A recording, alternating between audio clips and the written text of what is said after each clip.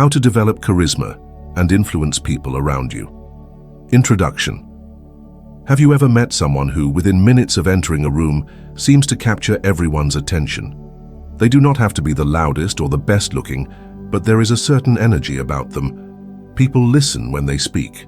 They make you feel seen, heard, and important. That energy, that quality is charisma. For years, many of us have believed that charisma is something you are born with. It is like a magical gift handed out to a select few, but that is a myth. Charisma is not magic, it is a skill. And like any skill, it can be learned, practiced, and mastered. This book is your guide. We are not going to cover complicated theories or ask you to become someone you are not. Instead, we are going on a journey together to unlock the authentic charisma that already exists inside you. We will break it down into simple, practical steps you can start using today to build your confidence, deepen your connections, and positively influence the world around you. This is not about changing who you are. It is about becoming more of who you are. Let's begin. Before we dive into our first chapter, I have a question for you. Think of one person you know personally or someone famous who you believe is very charismatic. What is one specific quality they have that you admire?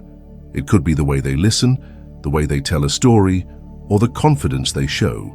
Take a moment to think about that one quality. Once you have it, please share it in the comments below. I would love to see what you all come up with, and it will help us all learn from each other.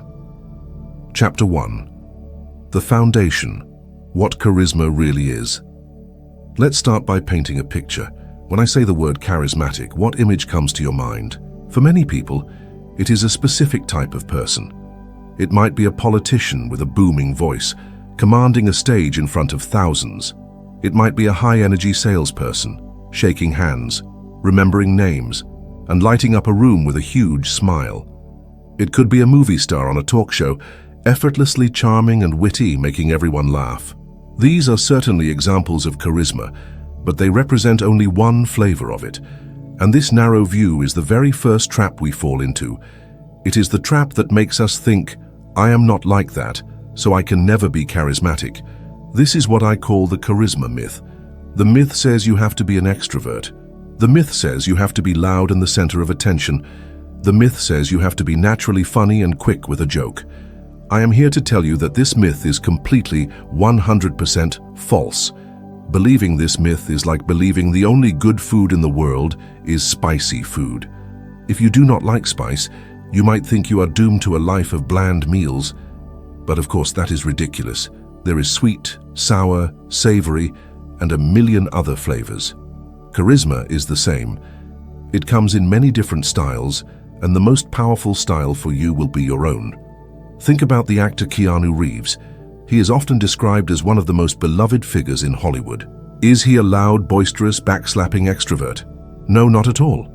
People who interview him often note how calm and thoughtful he is. He listens intently. He answers questions with a quiet sincerity. His charisma is not one of performance, it is one of presence. When he is with you, he is truly with you. That is a powerful form of charisma. Now contrast that with someone like Dwayne "The Rock" Johnson. He has an explosive, high-energy charisma. He fills a room with his personality, his giant smile, and his powerful physique.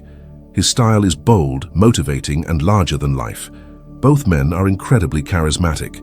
Both have a massive influence on people, but they achieve it in completely different ways. One is a calm, steady river. The other is a powerful, crashing wave.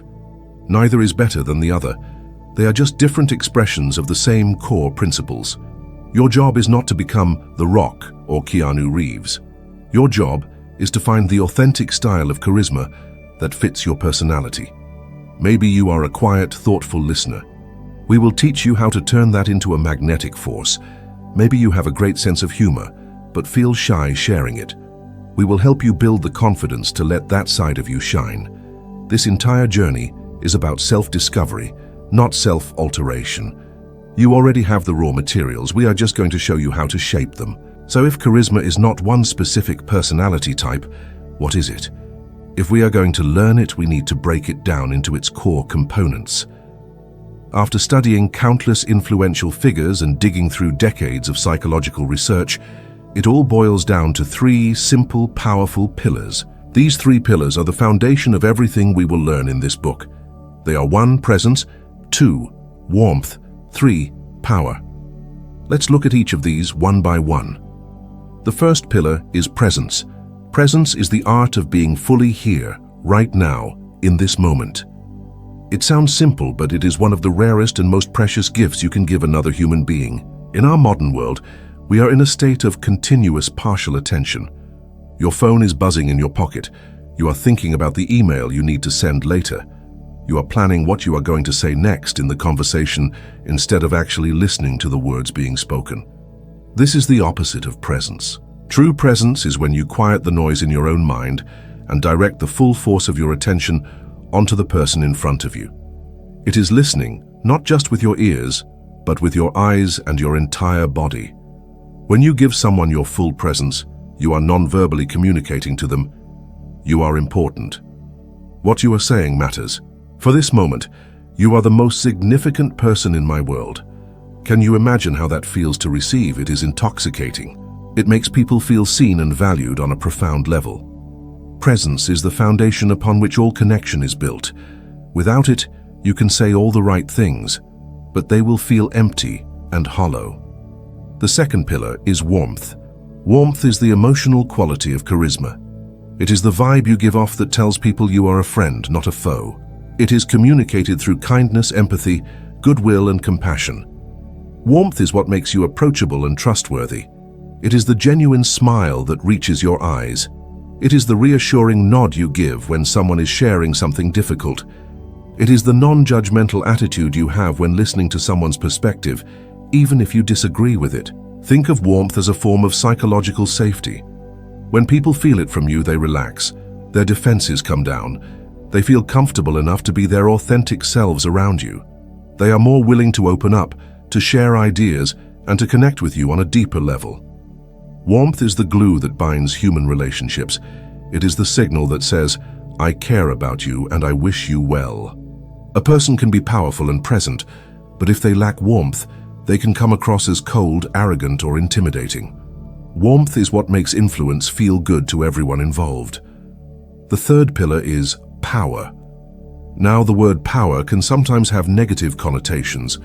We might think of tyrannical bosses or ruthless leaders, but that is not the kind of power we are talking about here. In the context of charisma, power simply means being perceived as confident, capable, and able to affect the world around you. It is about your own self-belief. It is the confidence in your posture, the clarity in your voice, and the conviction in your ideas. Power is communicated through your body language, your vocal tone, and your mindset. People are drawn to those who seem sure of themselves and their place in the world. It makes us feel that we are in good hands. This does not mean you have to be the CEO or the team captain. You can have power in any domain. You can be a powerful artist because you have deep expertise in your craft. You can be a powerful parent because you lead your family with calm and conviction. It is about occupying your space without apology and believing in the value you bring. Power without warmth, as we said, can be intimidating. But warmth without power can sometimes lead to being perceived as a people pleaser, someone who is nice but not necessarily respected. The magic of charisma happens when these three pillars, presence, warmth, and power, are in balance. They form a three-legged stool. If one leg is short or missing, the entire stool becomes unstable. If you have power and presence but no warmth, you are seen as arrogant and cold.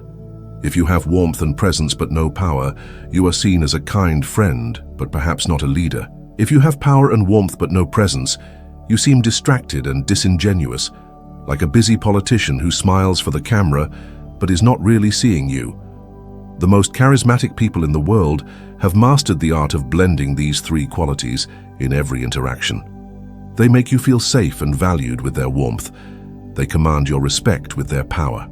And they make you feel like the only person in the room with their presence. This is the formula. This is the target we are aiming for. Now, it is critically important that we draw a very clear line in the sand. There is a huge difference between charismatic influence and selfish manipulation. The tools we are going to discuss in this book are powerful. Like any powerful tool, they can be used to build things up or to tear them down. Manipulation is using these techniques for purely your own gain, often at the expense of others. It is about creating a false sense of warmth to trick someone. It is about projecting a false sense of power to intimidate someone. It is about faking presence to get what you want. This approach is not only unethical, it is also unsustainable. People eventually see through the facade, and when they do, any trust you have built is shattered forever. True, authentic charisma is the opposite. It is about using these skills to create positive outcomes for everyone. It is about genuinely wanting to connect with people. It is about using your power to lift others up, not to put them down. It is about using your presence to truly understand someone's needs so you can help them. The goal is to create win-win situations where both you and the person you are interacting with leave the conversation feeling better than when you started. Always check your intention. Is your goal to connect and create value, or is it to take and deceive? If your heart is in the right place, these skills will amplify your positive impact on the world. If it is not, they will eventually lead to your downfall. Choose the path of authenticity. It is the only one that leads to lasting influence and fulfillment.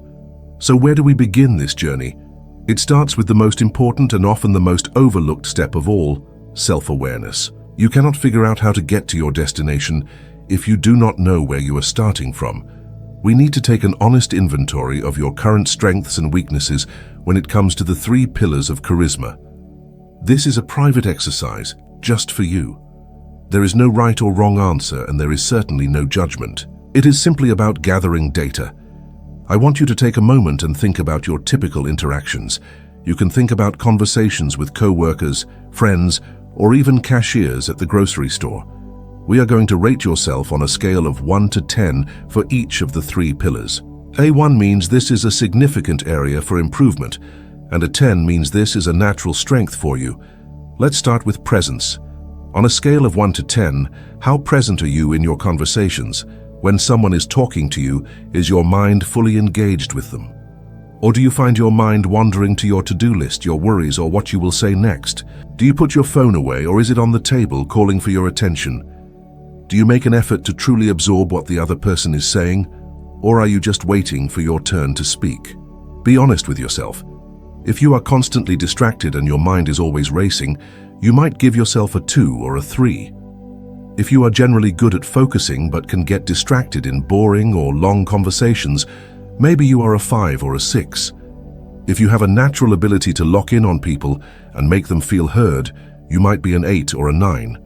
Write down your number for presence. Next, let's evaluate your warmth. On a scale of 1 to 10, how much warmth do you project? Do people generally describe you as friendly and approachable? Do you smile at people? Do you offer sincere compliments? Are you a good listener who shows empathy for others' struggles? Or do you sometimes come across as aloof, critical, or closed off? Perhaps you have a resting, angry face that you are not even aware of. Maybe you are warm with your close friends, but very reserved and distant with new people. Think about the vibe you give off. If you feel that people are often intimidated by you or keep their distance, you might be on the lower end, maybe a 2 or a 3.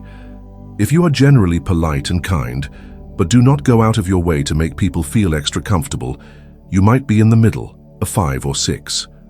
If you are the person everyone comes to for comfort and you are known for your kindness and empathy, you might be an 8, 9, or even a 10. Take a moment and write down your number for warmth.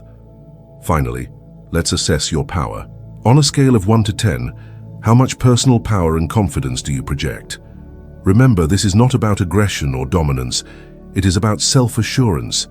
Do you stand up straight and take up space, or do you tend to shrink and make yourself small?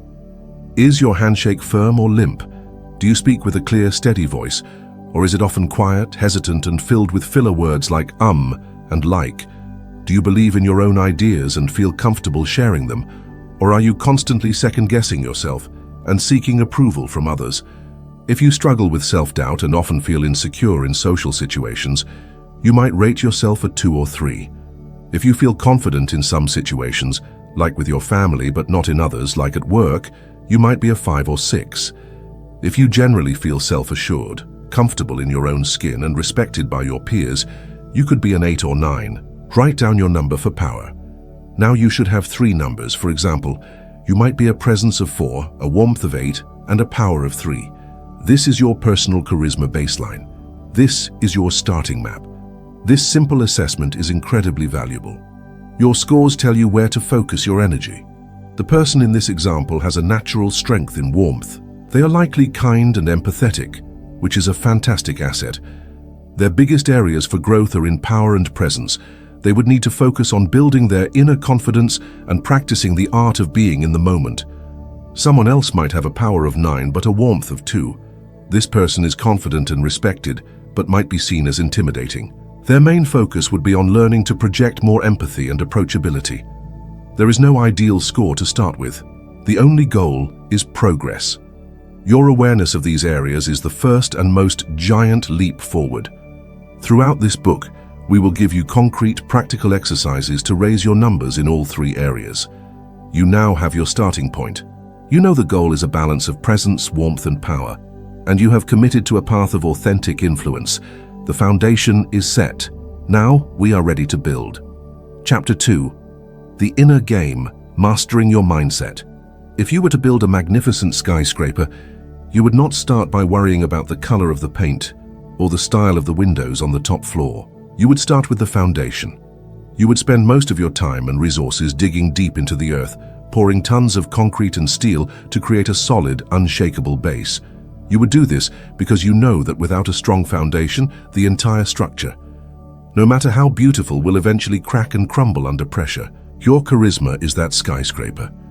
The techniques we will learn, like body language, vocal tone, and storytelling, are the windows and the paint. They are important and they make the building beautiful. But your mindset, your inner state of being, that is the foundation. And if your foundation is built on the shaky ground of self-doubt, insecurity, and negative self-talk, all the fancy techniques in the world will not save you. They will feel fake. They will feel forced. People will sense the insecurity underneath, and the entire structure will collapse. This is why we must start here with the inner game. Mastering your mindset is the single most important step in developing authentic charisma. Charisma is not an act you put on. It is a state of being that radiates from the inside out. Let's talk about the biggest battle you will ever face. It is not with a difficult boss, a skeptical client, or a room full of strangers. The biggest battle is the one that takes place between your own 2 ears. It is the battle against that little voice in your head. You know the one I am talking about. The one that whispers, "You are not smart enough." The one that says, "They are all going to think you are a fraud." The one that reminds you of every embarrassing thing you have ever done, right before you have to give a presentation. This inner critic is the #1 killer of charisma. It drains your power.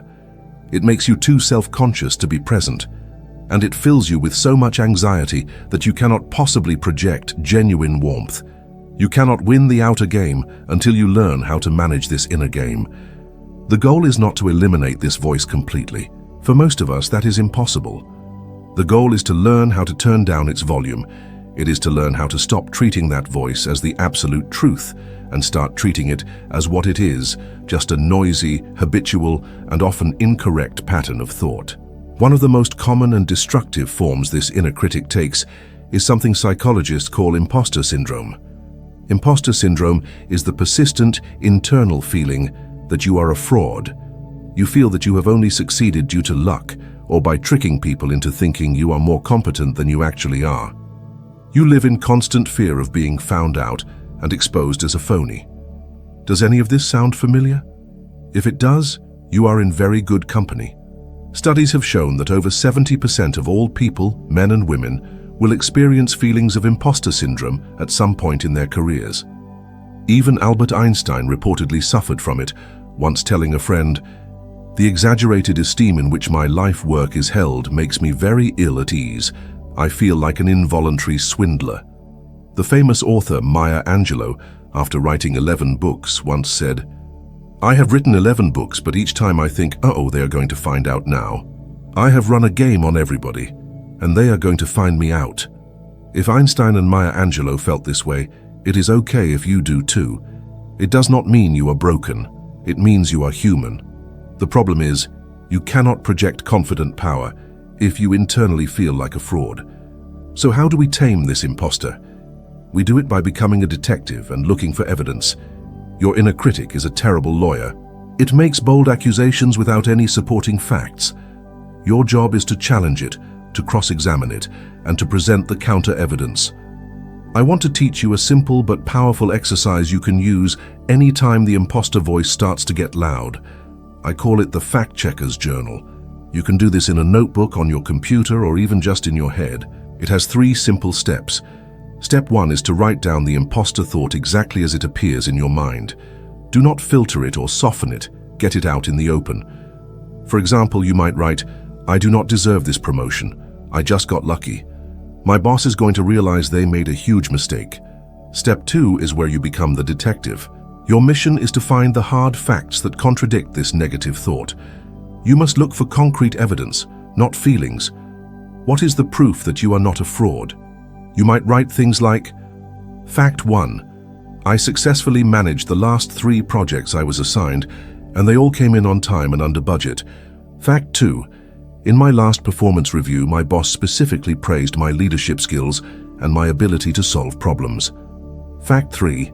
I have 5 years of experience in this industry and have consistently received positive feedback from clients. Fact 4. I was chosen for this promotion over 3 other qualified candidates, which means a team of people reviewed my work and believed I was the best person for the job." Keep listing facts until you run out. Step 3 is to write a new, more balanced and realistic statement based on the evidence. This is your new truth. It might sound something like this. "While I feel nervous about this new role, the evidence shows that I am qualified and have a proven track record of success. My feelings of being an imposter are just feelings, not facts. I have earned this opportunity and I am capable of handling the challenges ahead." Can you feel the difference?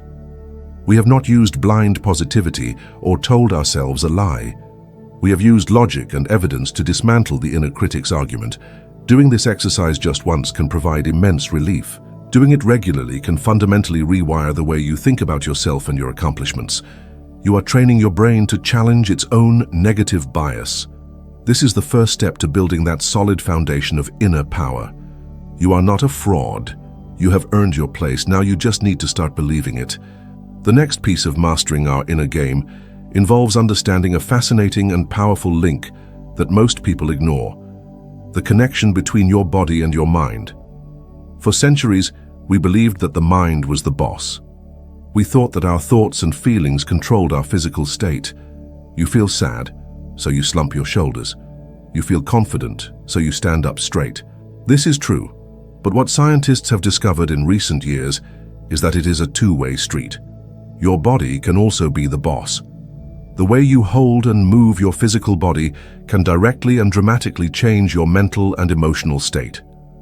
This field of study is called embodied cognition, and it is a game changer for building confidence on demand. The most famous research in this area was done by a social psychologist at Harvard named Amy Cuddy. She and her team conducted a brilliant experiment. They brought a group of people into a lab and measured the levels of 2 key hormones in their saliva. The first was testosterone, which in both men and women is associated with feelings of power and confidence. The second was cortisol, which is the primary stress hormone. High levels of cortisol are linked to feelings of anxiety and fear. After taking the initial measurements, they divided the people into 2 groups. The first group was asked to hold high-power poses for 2 minutes. These are expansive, open postures. Think of Wonder Woman standing with her hands on her hips, chin up, and feet wide apart. Or think of a CEO leaning back in a chair with their hands behind their head and feet up on the desk. They were literally taking up space. The second group was asked to hold low-power poses for 2 minutes. These are contractive, closed postures. Think of someone huddled in a chair with their arms crossed, legs tightly together, and shoulders hunched. Or someone looking down at their phone, making themselves as small as possible. After just 2 minutes of holding these poses, the researchers measured the hormones again. The results were astounding. The high-power pose group experienced a 20% increase in their testosterone levels. Their confidence hormone literally went up. At the same time, they saw a 25% decrease in their cortisol levels. Their stress hormone plummeted. The low-power pose group experienced the exact opposite. Their testosterone dropped by 10% and their cortisol jumped by 15%. Let me repeat that because it is so important. 2 minutes of changing your posture created a measurable hormonal shift that made one group feel more confident and less stressed, and the other group feel less confident and more stressed. Your body did not just follow your mind, your body changed your mind. This is not just a cool science fact.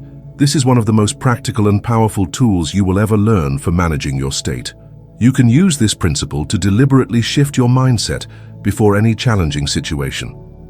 Are you nervous before a job interview? Do you feel insecure before walking into a party? Are you anxious before giving a speech? Find a private space. Go to a bathroom stall, an empty office, or even your car. And for 2 minutes, I want you to power pose. Stand like Wonder Woman. Stretch your arms out wide in a V for victory. Put your hands on your hips, take up space. Feel your chest open up. Breathe deeply. It might feel silly at first, but stick with it. You are sending a direct signal from your body to your brain that says, I am powerful, I am confident, I am calm. You are chemically changing your internal state to one that is optimized for charisma. You are replacing anxiety with self-assurance. This is not faking it. This is priming your brain and body for peak performance. Do this every single time you need a boost of confidence, and you will be astonished at the difference it makes. You are literally building your power from the outside in. We have talked about challenging the imposter voice and using your body to change your mind. The final key to mastering your inner game is learning to control your focus. What you focus on determines your reality. If you focus on everything that could go wrong in a social situation, you will feel anxious. If you focus on how everyone is judging you, you will feel insecure. If you focus on your past failures, you will feel defeated before you even start. Charismatic, confident people have trained themselves to focus on something different. They focus on their strengths, their past successes, and their positive intentions. We are going to create a tool that allows you to do this deliberately. I call it your personal confidence trigger. This is a mental highlight reel of your best moments that you can play in your mind to instantly summon the feelings of confidence and success. Here is how you create it. I want you to find a quiet place where you will not be disturbed for about 10 minutes. Close your eyes if that is comfortable for you. I want you to travel back in time in your mind. I want you to find a specific memory of a time when you felt genuinely proud of yourself. It does not have to be a massive, life-changing event. It could be the time you finally solved a difficult problem at work. It could be the time you made a room full of people laugh with a great story. It could be the time you helped a friend who was struggling. It could be the day you finished a challenging workout or cooked a perfect meal. Find a specific moment where you felt successful, competent, and good about yourself. Once you have that memory, I want you to step inside it. Do not just see it like a movie. I want you to re-experience it with all of your senses. What did you see around you? What colors, shapes, and people were there? What did you hear? Were there voices, music, or silence? Most importantly, I want you to connect with the feeling. What did that success feel like in your body? Was it a warmth spreading through your chest? Was it a feeling of lightness in your shoulders? Was it a smile you could not wipe off your face? Locate that physical sensation of pride and confidence. Really lock onto it. Amplify it. Let that feeling fill you up. This specific memory, and more importantly, the physical sensation that comes with it, is the first clip in your highlight reel. Now I want you to find 2 more memories, 2 more moments of success, big or small. Go through the same process for each one. Relive it, engage your senses, and anchor the physical feeling of confidence it gives you. Now you have your highlight reel. You have 3 powerful positive memories that are neurologically linked to the physical sensation of confidence. This is your trigger. So how do you use it? You use it just like the power pose. Before you enter a situation that makes you nervous, take 30 seconds. Close your eyes and play your highlight reel. Quickly cycle through those 3 memories. Do not just think about them. Feel them. Summon that warmth in your chest, that lightness in your shoulders. You are changing your emotional state on purpose. You are replacing your focus on what could go wrong with a powerful reminder of what has gone right. You are walking into that room not with a mind full of worry, but with a body and mind filled with the echoes of your past successes. This is not wishful thinking. This is a deliberate psychological technique to prime yourself for confidence. Mastering the inner game is not a one-time fix. It is a continuous practice. It is a commitment to becoming the guardian of your own mind. It is about actively challenging your negative thoughts with the fact-checker's journal. It is about consciously using your body to shift your mental state with the power pose. And it is about deliberately focusing on your successes with your personal confidence trigger. These are your foundational tools. Practice them daily. Make them a habit. The more you strengthen this inner foundation of self-belief and confidence, the more naturally and effortlessly your outer charisma will shine. You cannot build a skyscraper on sand, and you cannot build lasting charisma on a foundation of self-doubt. Do this inner work first, and you will find that everything else we are about to learn becomes 10 times easier and 100 times more effective. Your mindset is your launch pad. Let's make it strong, stable, and ready for takeoff. Chapter 3. The Power of Presence. The Art of Being Here. In the last chapter, we laid the foundation of your confidence. We worked on the inner game, on taming the imposter within, and on building a mindset of self-belief. That work is essential. It is the solid ground upon which we can now build the visible structure of charisma. And the very first, most important floor of that structure is presence. I want you to think of your attention as a currency. In fact, in our modern world, it is the most valuable currency there is. Every app on your phone, every billboard you drive past, every notification that dings, every news headline that flashes is fighting a war to capture a little piece of your attention. Companies worth billions of dollars employ armies of psychologists and engineers for one single purpose: to steal your focus away from the present moment. And they are winning. The result is that we now live in a world where true, undivided human attention has become one of the rarest and most precious commodities. And that is why, if you can learn to master it, if you can learn to give the gift of your full presence to another person, you will possess a modern-day superpower. Presence is what separates a forgettable interaction from a memorable connection. It is the difference between hearing words and understanding a person. Have you ever been in a conversation with someone, and even though they were looking at you and nodding, you had the distinct feeling that they were not really there? Their eyes were slightly glazed over. Their responses were a half-second too slow.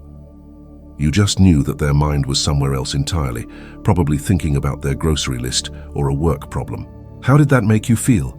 Did it make you feel valued? Did it make you want to open up and share more? Of course not. It made you feel insignificant. It made you want to end the conversation as quickly as possible. Now flip that scenario. Think of a time when you felt completely and utterly heard by someone. They were not looking over your shoulder or glancing at their watch. Their focus was a laser beam directed at you. They listened so intently that they asked questions that showed they understood you on a deeper level. They were in the moment with you, sharing that small slice of time and space completely. How did that feel? It probably felt amazing. It made you feel respected, understood, and important. That is the power of presence. When you give it to someone, you are sending a powerful non-verbal message that says, "You matter. This conversation matters. I value you." That feeling is what builds trust, rapport, and genuine influence. It is the soil in which all meaningful relationships grow. Before we learn how to cultivate presence, we must first identify and name its enemies. To win a battle, you must know your opponent. The enemies of presence come in two forms: the external and the internal. The external enemy is obvious. It is the relentless storm of distractions in our environment. The chief villain in this story, of course, is the smartphone.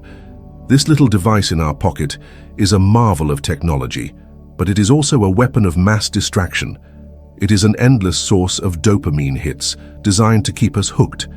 Every buzz, every ping, every notification is a little siren call, pulling our attention away from the real, three-dimensional human being sitting right in front of us.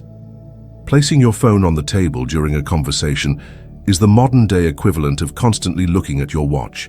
It sends a clear message: something more interesting than you could interrupt us at any moment, and I am ready for it. Even if it never rings, its mere physical presence is a silent testament to your divided attention.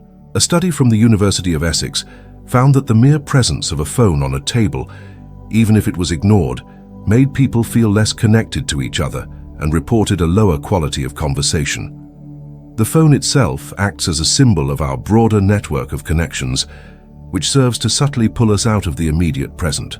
Defeating this external enemy requires a conscious and deliberate act of will. It requires you to create a sacred space for your conversations. I want to give you a simple, non-negotiable rule to practice. When you are in a conversation that matters, whether it is with your partner, your child, a co-worker, or a new acquaintance, your phone must be out of sight and on silent. Not face down on the table, not in your lap. It must be in your pocket, in your bag, or in another room. This single act does two powerful things. First, it removes the temptation for you. You will not be distracted by the screen lighting up or a phantom vibration. Second, and more importantly, it sends a massive signal of respect to the person you are with. You are telling them, without words, that they have your complete undivided attention. You are choosing them over the entire digital world. This is a profound and increasingly rare gesture. The first actionable step to mastering presence is to make your phone disappear during conversations. No exceptions. This might feel uncomfortable at first. You might feel a little twitch of anxiety, a fear of missing out. That is the addiction talking. Breathe through it. Your ability to connect with the person in front of you is infinitely more important than the notification you might be missing. But defeating the external enemy is only half the battle. In fact, it is the easier half. The far more cunning and difficult opponent is the internal enemy, your own wandering mind. You can be in a perfectly quiet room with no phone in sight and still be a million miles away. Your mind is a magnificent machine, but it is not naturally designed to stay in one place. It likes to jump from the past to the future, from worries to daydreams, from judgments to plans. Let's break down the main culprits of our internal distraction. The first culprit is what I call the rehearsal room. This is when, instead of listening to what the other person is saying, you are busy in your own head planning what you are going to say next. You are formulating your clever response, your witty comeback, or your brilliant story. You are not listening to understand, you are listening to reply. The person is talking, but their words are just background noise to the sound of your own mental rehearsal. The result is that you miss crucial details of what they are saying, both verbally and non-verbally. Your response, when you finally get to deliver it, often feels slightly off, as if you did not quite connect with their last point. The antidote to the rehearsal room is trust. You must trust that when it is your turn to speak, the right words will be there. You do not need to script your every line. By letting go of the need to plan your response, you free up 100% of your mental bandwidth to simply receive what the other person is offering. Trust in your ability to be spontaneous. The best conversations are not scripted plays. They are improvisational jazz. The second culprit is the judge's bench. This is when your mind is busy evaluating and judging everything the other person is saying. You are mentally critiquing their logic, their choice of words, their clothes, or their story.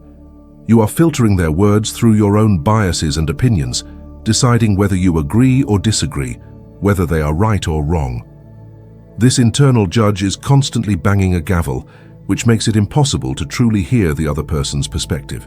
You are not listening to their experience, you are comparing their experience to your own rulebook. The antidote to the judge's bench is curiosity. Your goal in a conversation is not to win a debate or to prove a point. It is to understand the world from another person's point of view. Approach every conversation with a genuine sense of curiosity. Be a detective, not a judge. Ask yourself questions like, why do they feel that way? What experiences led them to this belief? What can I learn from their perspective? When you replace judgment with curiosity, your mind opens up and you begin to listen on a much deeper level. The third culprit is the worry center. This is when your mind is hijacked by your own anxieties and insecurities. While someone is talking to you, your mind is worrying, do they like me? Am I talking too much? Did I say something stupid? Do I have something in my teeth? Your focus is turned completely inward. You are so caught up in monitoring and critiquing your own performance that you have no mental space left to actually engage with the other person. This is a huge source of social anxiety, and it is a powerful presence killer. The antidote to the worry center is to turn the spotlight around. The secret to overcoming self-consciousness is to become other-conscious. Make the conversation about them, not about you. Shift your goal from, "I hope they like me," to, "I hope I can make them feel comfortable." Change your objective from, "I want to impress them," to, "I want to understand them." When you focus all of your energy and curiosity on the other person, you simply do not have time to worry about yourself. Your anxiety dissolves because your focus is no longer on you. Now that we have identified the enemies, both external and internal, let's arm ourselves with the practical, actionable techniques to cultivate deep, unshakable presence. These are not theories. These are exercises like push-ups for your attention muscle. The more you practice them, the stronger your presence will become. The first and most fundamental technique is a simple mindfulness exercise I call the 3-breath reset. You can do this anytime, anywhere, and no one will even know you are doing it. It is a way to pull your scattered mind back into the present moment before an interaction begins. You can do it in your car before you walk into a meeting. You can do it on the sidewalk before you enter a coffee shop. You can do it in the elevator on your way to a party. Here is how it works. Stop whatever you are doing. Close your eyes if you can, or just soften your gaze. Now take a slow, deep breath in through your nose for a count of 4. Feel the air fill your lungs. Hold it for just a second, then exhale slowly through your mouth for a count of 6. As you exhale, imagine all of the day's distractions, worries, and mental clutter leaving your body with that breath. That is 1. Now do it again. A deep breath in, feeling your body expand. A long, slow breath out, releasing all the tension. And one more time. Inhale presence. Exhale distraction. That is it. It takes less than 30 seconds. But in that time, you have performed a mental reset. You have interrupted your brain's autopilot mode. You have anchored yourself in the physical reality of the here and now. You have cleared the mental slate, so you can walk into your next conversation with a clean, focused mind, ready to be fully present. The next tool is for when you are in the middle of a conversation and you feel your mind starting to drift away. This is inevitable, especially when you are just starting to practice. The key is not to get frustrated with yourself. The key is to have a technique to gently guide your attention back. This technique is called the anchor point. Your anchor point is a simple physical sensation you can return your focus to. My favorite anchor point is the feeling of my feet on the floor. When I'm talking to someone and I notice my mind starting to rehearse a response or worry about something else, I mentally interrupt that thought and bring my awareness down to my feet.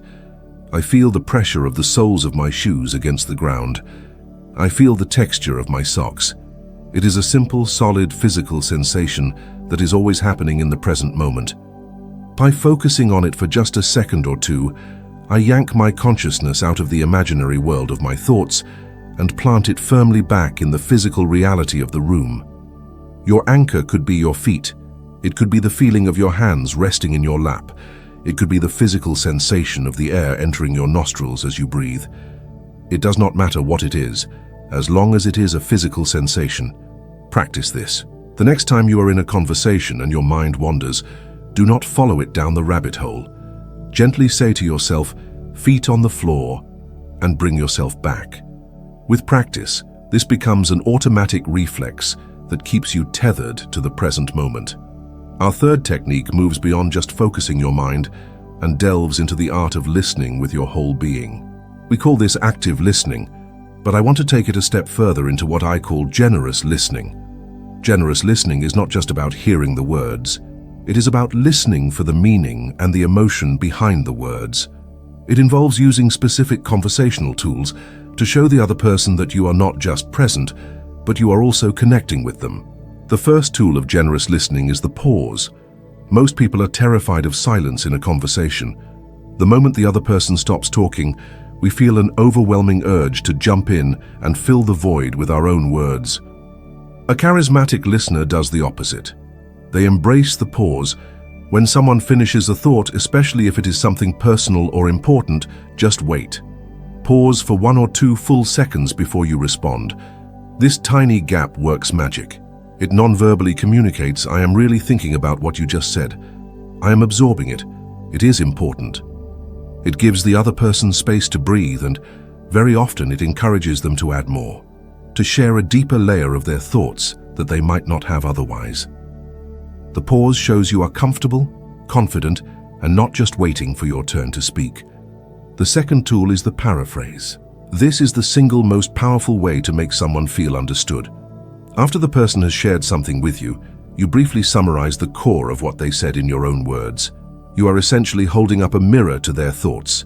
You can use simple lead-in phrases like, "So if I'm understanding you correctly, it sounds like," or "So what you are saying is," or "It seems like you felt." For example, if your friend says, "I'm just so overwhelmed at work. My boss just dropped another huge project on my desk, and I am already working late every night." A normal response might be, "Oh, that's terrible." A generous listening response using the paraphrase would be, "Wow, so it sounds like you are feeling completely swamped and a little resentful that your boss is not respecting your current workload." Can you see the difference? The second response proves that you were not just hearing, you were understanding. It validates their feelings and invites them to confirm or clarify, deepening the connection. The third tool is the unlocking question. Most of our conversational questions are superficial. How was your day? Where are you from? What do you do? They are closed-ended questions that lead to short, factual answers. Unlocking questions are open-ended questions that invite people to share their stories, their feelings, and their opinions. They show that you are not just collecting data, you are genuinely curious about their inner world. Instead of asking, "Did you like the movie?" ask, "What was your favorite part of the movie?" Instead of asking, "Are you busy at work?" ask, "What is the most interesting challenge you are working on right now?" Instead of asking, "How was your vacation?" ask, "What was the most memorable moment of your trip?" These questions cannot be answered with a simple yes or no. They require thought. They open the door for real conversation and signal a level of interest and presence that is incredibly compelling. Mastering presence is a journey, not a destination. It is a practice you come back to every single day, in every single conversation. It begins with the commitment to defeat the enemies of presence, to put away the external distractions, and to become aware of your internal ones. It is fortified by simple mindfulness tools like the 3-breath reset and the anchor point, which allow you to manage your focus in real time. And it is expressed through the skills of generous listening, using the pause, the paraphrase, and the unlocking question to make others feel profoundly seen and heard. You have the power to give this gift to every person you meet. In a world that is starving for genuine human connection, your presence will not just make you more charismatic. It will be a beacon of light for others. Start today. In your very next conversation, put your phone away, take 3 deep breaths, and set a single intention to be fully, completely, and generously there. It will change everything. Chapter 4. The Silent Language, Speaking with Your Body. We have worked on your inner game, building a foundation of confidence. We have worked on mastering your focus, learning the art of presence. Now, we're going to talk about the messages you are sending before you even open your mouth. We're going to explore the world of nonverbal communication, the silent language of the body. You could have the most brilliant thoughts in your head and the purest intentions in your heart, but if your body is telling a different story, people will always believe your body. Your posture, your gestures, your eye contact, and your facial expressions are constantly broadcasting signals about your inner state. They are shouting to the world whether you feel powerful or powerless, warm or cold, engaged or disinterested. Mastering this silent language is not about learning to fake it. It is not about memorizing a series of artificial poses. It is about learning to align your physical self with your authentic inner state of confidence, warmth, and presence. It is about ensuring that your body is a true and powerful messenger for the charismatic person you are becoming. Think about the speed of first impressions. Research from Princeton University has shown that people make judgments about others' attractiveness, trustworthiness, and competence within 1/10 of a second of seeing their face. 1/10 of a second.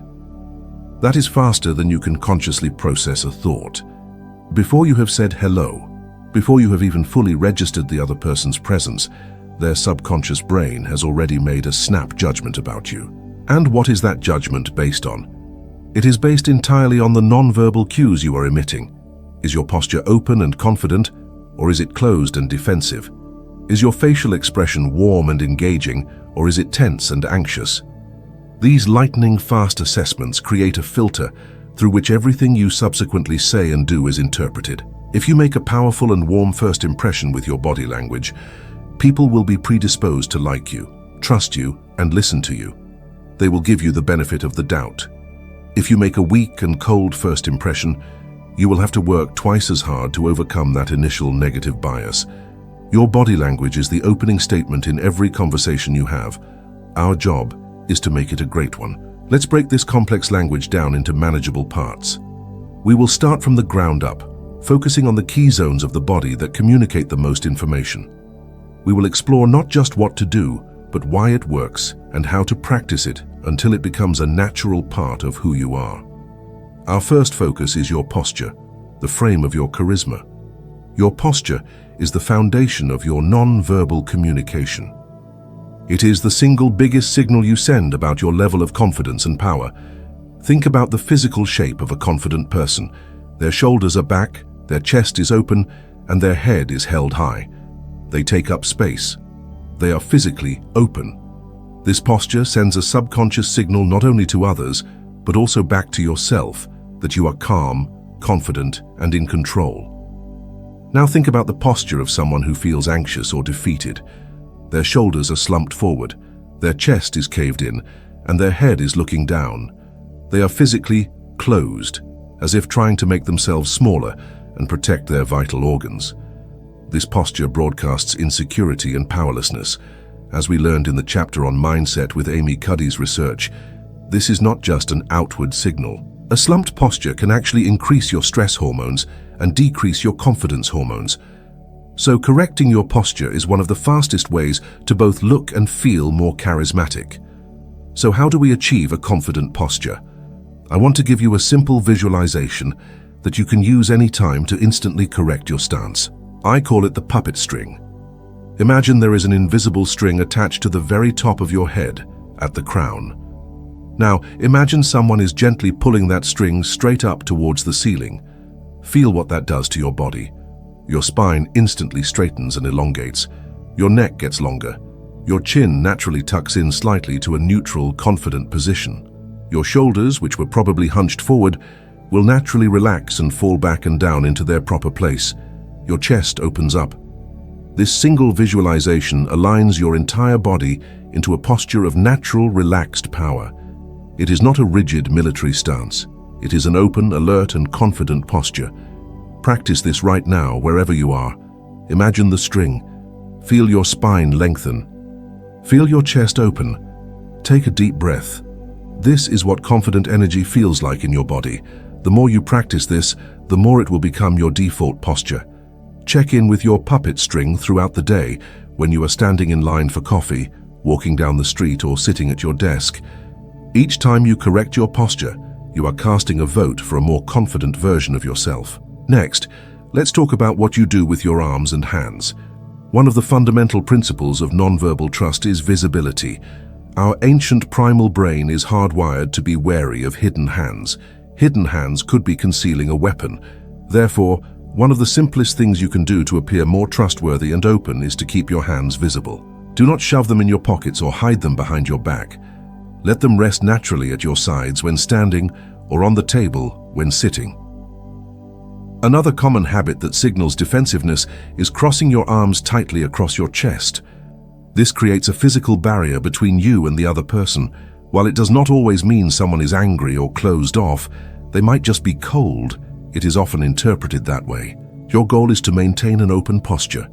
Instead of crossing your arms, try clasping your hands gently in front of you or behind your back, or simply letting them hang at your sides. When sitting, resting your hands on your lap or on the arms of the chair is a great way to appear relaxed and open. Hand gestures are the punctuation of your verbal communication. Used effectively, they can make you appear more dynamic, intelligent, and persuasive. People who use hand gestures when they speak are generally perceived as more energetic and engaging. The key is to make your gestures purposeful and congruent with your words. When you're describing something big, use big, expansive gestures. When you're talking about something small or precise, bring your fingers together. When you are listing points, you can literally count them on your fingers. This makes your message clearer and more memorable. A particularly powerful gesture is using open palms. When you show the palms of your hands, it is a universal signal of honesty, openness, and invitation. It says, "I have nothing to hide. I am being truthful with you." Try to incorporate this when you're making a key point or asking a question. On the other hand, you want to avoid distracting, nervous gestures. These are the fidgets, the hair twirling, the pen clicking, the leg shaking. These nervous movements betray your inner anxiety and undermine your message of calm confidence. If you are a fidgeter, the first step is awareness. The second is to give your hands a calm, neutral home base to return to, like resting them on your lap. Now let's move up to the most expressive part of your body, your face. Your face is the billboard of your emotions, and the most important features on that billboard are your eyes. Eye contact is one of the most powerful and delicate tools in the Charisma toolkit. The right amount of eye contact builds trust, shows interest, and creates a powerful sense of connection. Too little eye contact can make you seem dishonest, disinterested, or insecure. Too much eye contact can feel aggressive, creepy, or intimidating. So what is the right amount? In a one-on-one conversation, a good rule of thumb is to maintain eye contact for about 60 to 70% of the time. You should hold it more when you are listening than when you are speaking. When you listen, holding eye contact tells the speaker, "I am focused on you. I am receiving your message." When you speak, it is natural to briefly look away from time to time as you access your thoughts. But the quality of your eye contact is just as important as the quantity. You do not want a hard, intense stare. You want a soft, warm gaze. To achieve this, try to focus on the color of the other person's eyes. This small mental task can soften your gaze and make it feel more genuine. If looking directly into someone's eyes feels too intense for you, you can use a simple technique called the triangle technique. Imagine a small inverted triangle on the other person's face. The corners of the triangle are their two eyes and their mouth. As you are in conversation, you can let your gaze drift gently from one eye to the other eye, and then down to the mouth, and then back up. You should move your eyes every few seconds. This constant, subtle movement prevents your gaze from becoming a fixed stare, and it makes the other person feel much more comfortable. It still gives them the impression that you are fully engaged, but it removes the intensity. Practice this. The next time you talk to a cashier or a barista, make a conscious effort to use the triangle technique and notice how it feels. After your eyes, the most important charismatic tool on your face is your smile. A genuine smile is a universal signal of warmth and friendliness. It instantly puts others at ease and makes you seem more approachable. But here is the key: it must be genuine. We are all experts at spotting a fake smile. A fake, polite smile only involves the muscles around the mouth. A genuine, heartfelt smile, what scientists call a Duchenne smile, involves not just the mouth, but also the muscles around the eyes. It is the smile that makes your eyes crinkle at the corners, so how can you produce a genuine smile on command? You cannot force it, but you can trigger it. The secret is to link the physical act of smiling with a genuinely positive thought. This goes back to our work on mindset. Before you walk into a room or greet someone, think of something that truly makes you happy. It could be a memory of a great vacation, the face of a loved one, or a funny joke you heard. Let that positive feeling bubble up inside you, and then let that feeling express itself as a smile on your face. That smile will be real, it will reach your eyes, and people will feel its warmth and authenticity. The timing of your smile also matters. A slow onset smile is often perceived as more sincere and trustworthy than a quick reflexive flash of a smile. When you meet someone new, instead of flashing an instant smile, try this. Look at their face for a second, pause, and then let a warm, responsive smile spread across your face. It makes the other person feel that the smile is specifically for them, and it is incredibly effective at building rapport. The final piece of our silent language puzzle is the concept of mirroring. Mirroring, also known as the chameleon effect, is the unconscious and natural tendency to mimic the body language of the person we are with. When you are connecting well with someone, you will often find that you have both adopted a similar posture, that you are both leaning in, or that you have both crossed your legs in the same way. This happens naturally because it is a powerful rapport-building behavior. It sends a subconscious signal that says, "I am like you. We are on the same team. We are in sync." While this often happens unconsciously, you can also use it as a conscious tool to accelerate connection. The key is to be extremely subtle. This is not about being a mime and copying every single move they make. That would be noticed immediately and would be very strange. Instead, you want to subtly echo their general posture or a specific gesture after a slight delay. Here is how to practice subtle mirroring. If the person you are talking to leans forward on the table, wait for about 10 or 15 seconds and then you can also lean forward slightly. If they cross their legs a little while later, you can cross your legs. If they gesture with their right hand, you might later gesture with your own right hand. If they speak in a calm, quiet tone, you can match that tone. You are echoing their physical and vocal energy. This creates a powerful feeling of being in sync. It bypasses the conscious mind and sends a direct message to their primal brain that you are an ally. But I must repeat the warning. Subtlety is everything. The goal is for them to feel the connection, not for them to notice the technique. A good rule of thumb is to mirror their general posture and energy level, not their specific idiosyncratic gestures. When done right, mirroring is one of the fastest ways to build a bridge of rapport between you and another person. So let's put all of this together into actionable scenarios. Imagine you are walking into a networking event. It is a room full of strangers, and you feel a little nervous. What do you do? First, before you even enter, you find a quiet corner and do your 3-breath reset and your power pose for 2 minutes. You are priming your body and mind for confidence. Then, you activate your puppet string visualization. You walk into the room with your head held high, shoulders back, and a calm, open posture. Your hands are not stuffed in your pockets, they are at your sides. You scan the room with a soft gaze and a gentle, warm smile on your face, triggered by a happy thought. You are broadcasting confidence and approachability before you have said a single word. When you approach a group, you do not hover on the outside. You find a gap and step into it, angling your body towards the group. When you are introduced to someone, you use the triangle technique to offer warm, comfortable eye contact. You give them a firm, confident handshake. As you listen, you use subtle nods and maintain an open posture. You are a walking, breathing embodiment of presence, warmth, and power. Now, imagine a different scenario. You are in a crucial job interview. The interviewer seems serious and reserved. How do you use your body language? You enter with your confident puppet string posture.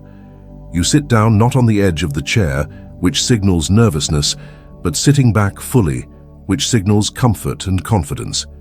You place your hands gently on the arms of the chair or on your lap. You are not going to be overly smiley because the interviewer is serious. Instead, you mirror their calm and professional energy. You listen intently, leaning in slightly to show engagement. You use purposeful hand gestures with open palms when making your most important points. You maintain steady, respectful eye contact using the triangle technique. Your body is telling a story of calm, competent authority. It is reinforcing every word you say. You are not just telling them you are the right person for the job, your body is showing them. Mastering your silent language is a skill that requires conscious practice. It will not happen overnight. The best way to practice is to choose one specific thing to focus on each week. For 1 week, your only goal is to be mindful of your puppet string posture.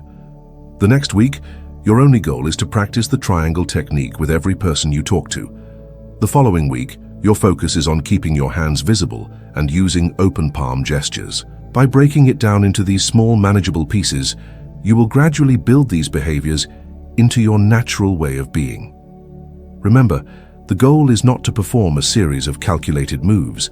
The goal is to train your body to be an authentic expression of the confident, warm, and present person you truly are.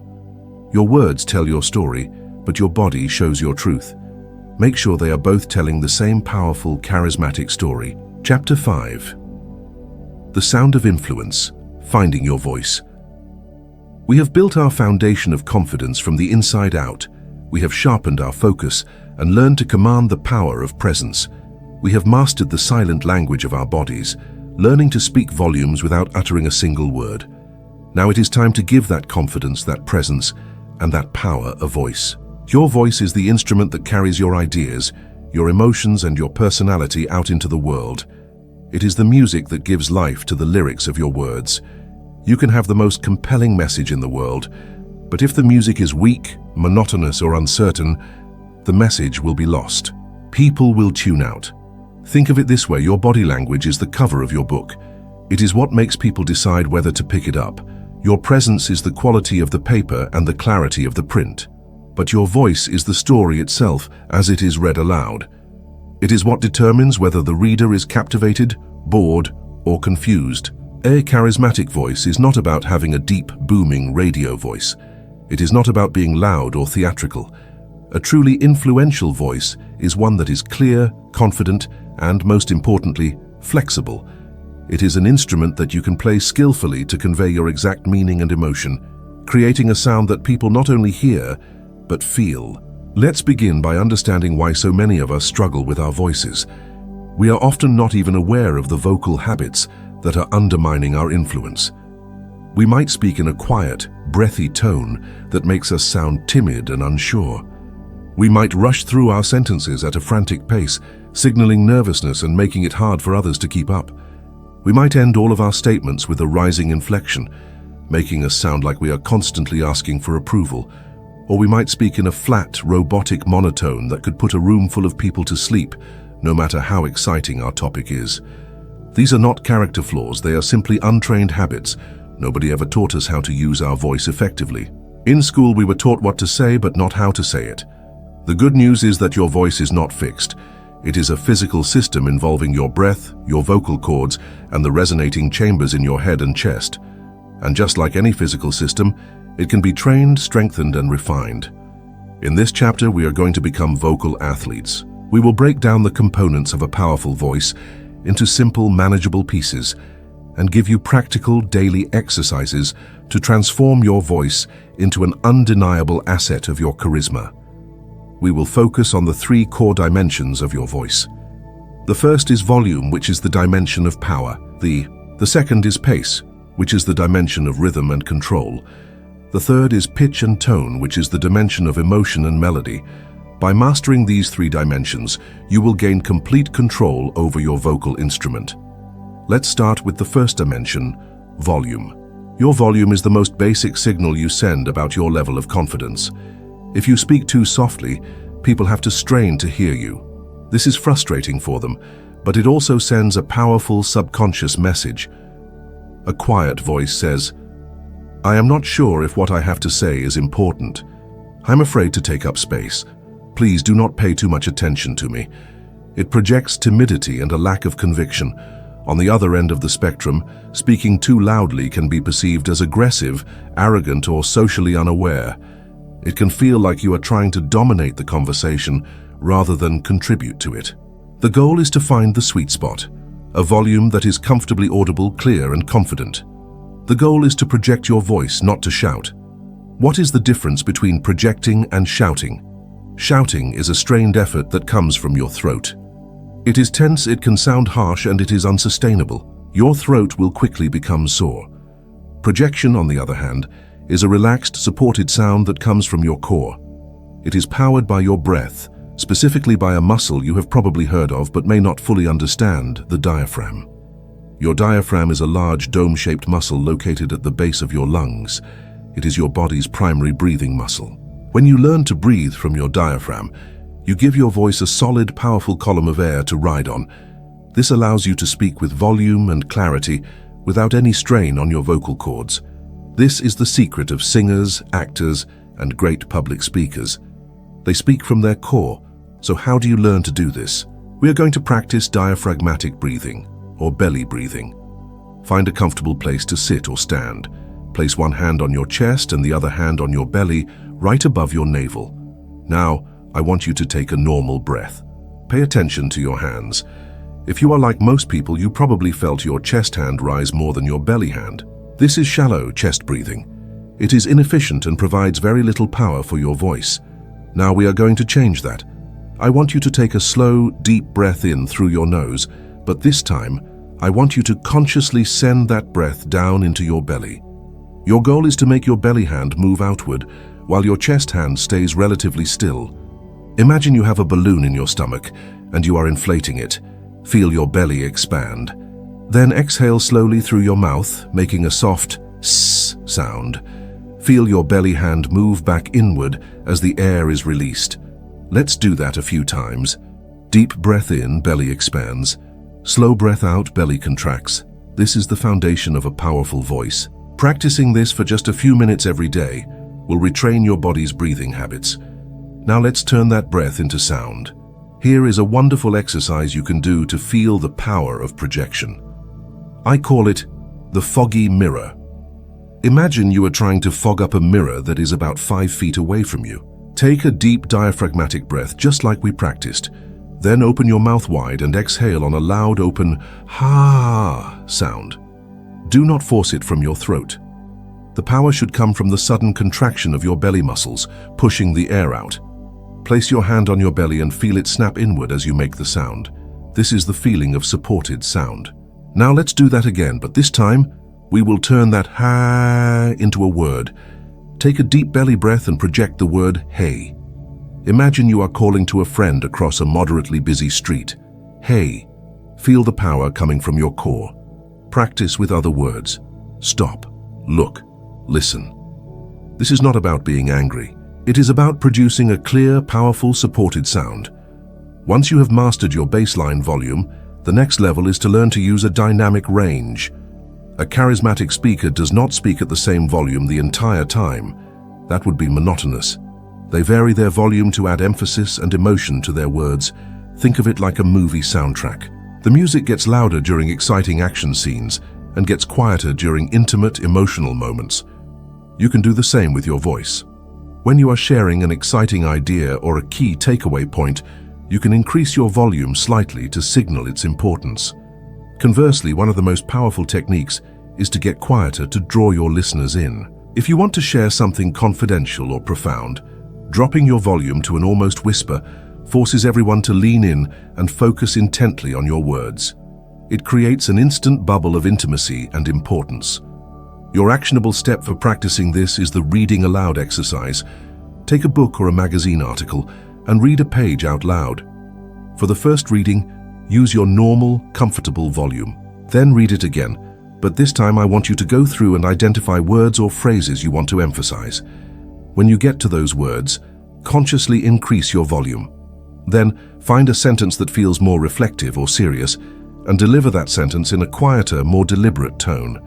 Playing with your volume like this will give you incredible vocal flexibility. Now let's move to our second dimension, pace. Your pace, or the speed at which you speak, is a powerful indicator of your inner state. When we are nervous or anxious, our bodies are flooded with adrenaline, and this often causes us to speak very quickly. We rush through our words as if we are trying to get the ordeal over with as soon as possible. A rapid pace makes you sound nervous and can make it very difficult for your listener to follow your train of thought. They do not have time to process your ideas before you're on to the next one. On the other hand, speaking too slowly can also be problematic. It can make you sound boring, condescending, or even like you're not quite sure what you're talking about. The ideal pace is a moderate one with variation. Just like with volume, a charismatic speaker varies their pace to keep the listener engaged. They might speed up slightly when telling an exciting part of a story, and then slow down dramatically when they want to make a crucial point. The single most important tool for mastering your pace is something we have already touched on, the power of the pause. If your pace is the rhythm of your speech, then pauses are the punctuation. They are the commas, the periods, and the exclamation points that give your speech structure, meaning, and impact. Most people are deathly afraid of silence. They feel an awkward pause in a conversation and immediately rush to fill it with noise. Charismatic speakers understand that silence is not empty space. It is a powerful tool. Let's explore the different types of pauses you can use. First, there is the pregnant pause. This is a pause you use right before you deliver your main point or a punchline. By pausing for a second or two before the key phrase, you create a moment of suspense. You are signaling to your listener, pay attention. Something important is about to be said. For example, instead of saying, the most important thing to remember is to be authentic, you would say, the most important thing to remember is to be authentic. That tiny pause amplifies the impact of the final words 100 times over. It is a simple but incredibly effective dramatic device. Second, there is the thinking pause. This is your secret weapon against filler words. Filler words are the ums, ahs, likes, you knows, and sort ofs that litter our speech. We use these words as verbal crutches when our brain is trying to catch up with our mouth. We are afraid of the silence, so we fill it with meaningless noise. These fillers drastically undermine your credibility. They make you sound hesitant, unprepared, and unconfident. The cure for filler words is to fall in love with the thinking pause. The next time you are speaking and you feel the urge to say, I want you to make a different choice. I want you to simply pause. Close your mouth and take a silent breath while you gather your thoughts. To the listener, this does not sound like you are lost. It sounds like you are thoughtful. It sounds like you are choosing your words carefully. A person who is comfortable with a moment of silence while they think appears far more intelligent and in control than a person who fills that same moment with Eliminating filler words is a habit-breaking process that requires conscious effort. Here is your 3-step plan. Step 1 is awareness. You cannot fix a problem you do not know you have. Record yourself speaking for a few minutes on your phone. Talk about your day, your job, anything. Then listen back with a pen and paper and put a check mark down every single time you use a filler word. You will probably be shocked. This awareness is the crucial first step. Step 2 is replacement. You need to replace the bad habit with a good one. Your new habit is to replace the filler word with a silent pause. For the next week, I want you to focus on this single goal in all of your conversations. Every time you feel an coming, catch it and replace it with silence. It will feel strange at first, but it will quickly become your new normal. Step 3 is practice. You need to drill the new habit. Set a timer for 60 seconds and try to speak on a random topic like bicycles or coffee for the full minute without using a single filler word. If you use one, you have to start over. This kind of deliberate practice will accelerate your progress dramatically. Our final dimension is pitch and tone. If volume is your power and pace is your rhythm, then pitch and tone are the emotion and melody of your voice. Pitch refers to how high or low your voice is on the musical scale. Tone, which is also called timbre, refers to the quality or emotional color of your voice. Is it warm, harsh, breathy, or resonant? These qualities are what make your voice uniquely yours. While we all have a natural pitch range, we can learn to use it more effectively. Generally, a voice that is in a lower pitch range is perceived as more authoritative, credible, and soothing. This does not mean you should try to force your voice into an artificially low place.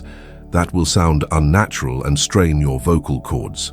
It is about finding your optimal pitch, the place where your voice is most resonant and relaxed, which for most people is slightly lower than their habitual, sometimes tense, speaking pitch. Here is a simple exercise to find your optimal pitch.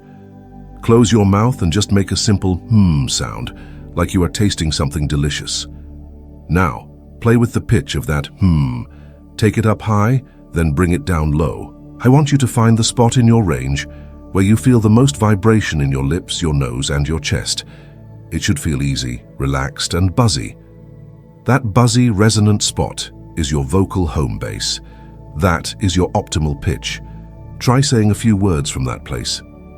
Hello, how are you? You should feel the sound vibrating in your chest. Speaking from this resonant place will make your voice sound richer, warmer, and more confident. One of the most common pitch problems that robs people of their power is called uptalk. This is a speech pattern where you end your declarative sentences with a rising inflection as if they were questions. For example, instead of saying, "My name is John, I work in marketing," an uptalker would say, "My name is John, I work in marketing." It sounds like they are seeking validation for their own statements. It projects uncertainty and a lack of authority. To combat uptalk, you must practice the downward inflection. A statement should sound like a statement. It should end with a firm, downward, or level tone. Practice this by reading sentences aloud. Take the sentence, "I believe this is the best course of action." First, say it with uptalk, hearing the question mark at the end. Now say it again. But this time, make a conscious effort to bring your pitch down on the final word, action. Feel the difference. One sounds like a tentative suggestion, the other sounds like a confident declaration. Finally, let's talk about infusing your voice with tone. Specifically, the tone of warmth. A warm vocal tone makes people feel comfortable, safe, and connected to you. It is the audible equivalent of a genuine smile. So how do you create it? Much of it comes from your intention. If you genuinely feel warmth and goodwill towards the person you are speaking to, it will naturally color your voice. But we can also practice it physically. The key to a warm tone is a relaxed throat and jaw. Many of us hold a lot of tension in our jaws, which makes our voice sound tight and harsh. A great exercise is to do a big, exaggerated yawn. Open your mouth as wide as you can and let out a big ah sound. Feel how that stretches and relaxes all the muscles in your jaw and throat. Another fantastic exercise for developing a warm, resonant voice is to simply hum. Humming is like a massage for your vocal cords. Hum a simple tune for a few minutes a day. Try to feel the vibrations in your chest and face. This will help you connect with that resonant, warm quality in your voice. To bring this all together, your ultimate goal is to achieve what is known as vocal prosody. That is a fancy term for the melody, rhythm, and intonation of your speech. A charismatic speaker has a varied and engaging vocal prosody. They are not monotone. Their voice moves up and down in pitch, speeds up and slows down in pace, and gets louder and softer in volume. This vocal variety is what keeps listeners hooked. The best way to develop this is to listen to and emulate great speakers. Listen to a great audiobook narrator, a famous actor delivering a monologue, or a captivating TED Talk. Do not just listen to the words. Listen to the music. How do they use pauses? When does their pitch rise or fall? When do they get louder or softer? Then, try to read a transcript of their speech and emulate their delivery. This is not about copying them, but about learning from their technique and expanding your own vocal toolkit. Your voice is a powerful extension of your personality. It is the bridge that connects your inner world to the outer world. It deserves to be trained and cared for. Make a commitment to practice these exercises. Spend 5 minutes each day doing diaphragmatic breathing and vocal warm-ups like humming and yawning. Record yourself once a week to track your progress in eliminating filler words. Read a page of a book out loud each night, playing with your volume, pace, and pitch. Do not strive for a perfect voice. Strive for an authentic and expressive voice. A voice that is a true reflection of the confident, warm, and present person you are. When you master your vocal instrument, you will not just be heard, you will be felt. And that is the true sound of influence. Chapter 6. The Connector's Secret, the Art of Listening. We have spent a great deal of time learning how to project ourselves outward. We have learned how to shape our mindset, our body language, and our voice to send powerful signals of charisma. This is all incredibly important. But now we are going to turn our focus to what is arguably the most powerful and most overlooked charismatic skill of all. We are going to master the art of receiving. We are going to learn how to listen. In a world where everyone is fighting to be heard, where every conversation feels like a competition to see who can tell the better story or make the cleverer point, the person who has the discipline and generosity to truly listen becomes a rare and magnetic force. Great listening is not a passive act of silence. It is not a sign of weakness or submission. It is the most active and engaged part of any conversation. It is a form of verbal and emotional generosity that makes people feel seen, valued, and profoundly understood. And that feeling is the bedrock of all genuine connection and influence. Think of the best conversationalist you know. Is it the person who tells the loudest jokes and the most dramatic stories? Or is it the person who, when you talk to them, makes you feel like you are the most fascinating person in the world? It is almost always the latter. Charismatic people have an incredible talent for making you feel like the star of the show. And they do this not through their brilliant speaking, but through their exceptional listening. They understand a fundamental truth about human nature. People are not looking for someone to impress them. They are looking for someone who is impressed by them. They are not looking for someone to solve their problems. They are looking for someone who understands their problems. When you can give someone the pure, unadulterated gift of being fully heard, you create a bond of trust and rapport that is unshakable. You are not just exchanging information, you are building a relationship. The problem is that most of us are terrible listeners. We are not bad people, we are just untrained. We have been conditioned to believe that the value we bring to a conversation is in what we say. So while the other person is talking, we are not truly listening. We are engaging in a range of mental activities that have nothing to do with understanding. We are judging what they are saying. We are formulating our rebuttal. We are waiting for them to take a breath so we can jump in with our own related story. To become a master listener, we must first become aware of the different levels of listening and identify where we typically operate. I want to introduce you to a framework of 4 distinct levels of listening. Your goal is to learn to move up this ladder, from the superficial to the profound. The first level, and sadly the most common, is level 1, cosmetic listening. This is fake listening. On the outside, it looks like you are engaged. You are nodding your head, you are making eye contact, you are saying, uh-huh, and right at the appropriate intervals. But on the inside, your mind is a million miles away. You're thinking about your to-do list, what you're going to have for dinner, or the argument you had with your spouse this morning. You are hearing sounds and processing just enough information to keep up the facade, but you are not absorbing any real meaning. People can feel this. They may not be able to consciously name it, but they will sense the disconnect. They will feel that you are not really with them, and they will subconsciously shut down. They will stop sharing anything of substance because they can feel that their words are falling into a void. If you want to build genuine charisma, you must declare war on cosmetic listening in your own life. The first step is simply to notice when you are doing it. When you catch your mind wandering in a conversation, do not beat yourself up. Just gently bring your focus back, using the anchor point techniques we discussed in the chapter on presence. Acknowledge that you were faking it, and make a conscious choice to truly tune in. The second level is level 2, conversational listening. This is a step up, but it is still fundamentally self-centered. At this level, you are actually listening to the other person's words, but you are doing so with a specific agenda, to find an opportunity to talk about yourself. Your brain is scanning their speech for a keyword or a topic that you can latch onto. The conversation becomes a game of conversational leapfrog. Your friend says, "I just got back from a wonderful trip to the mountains. The hiking was incredible."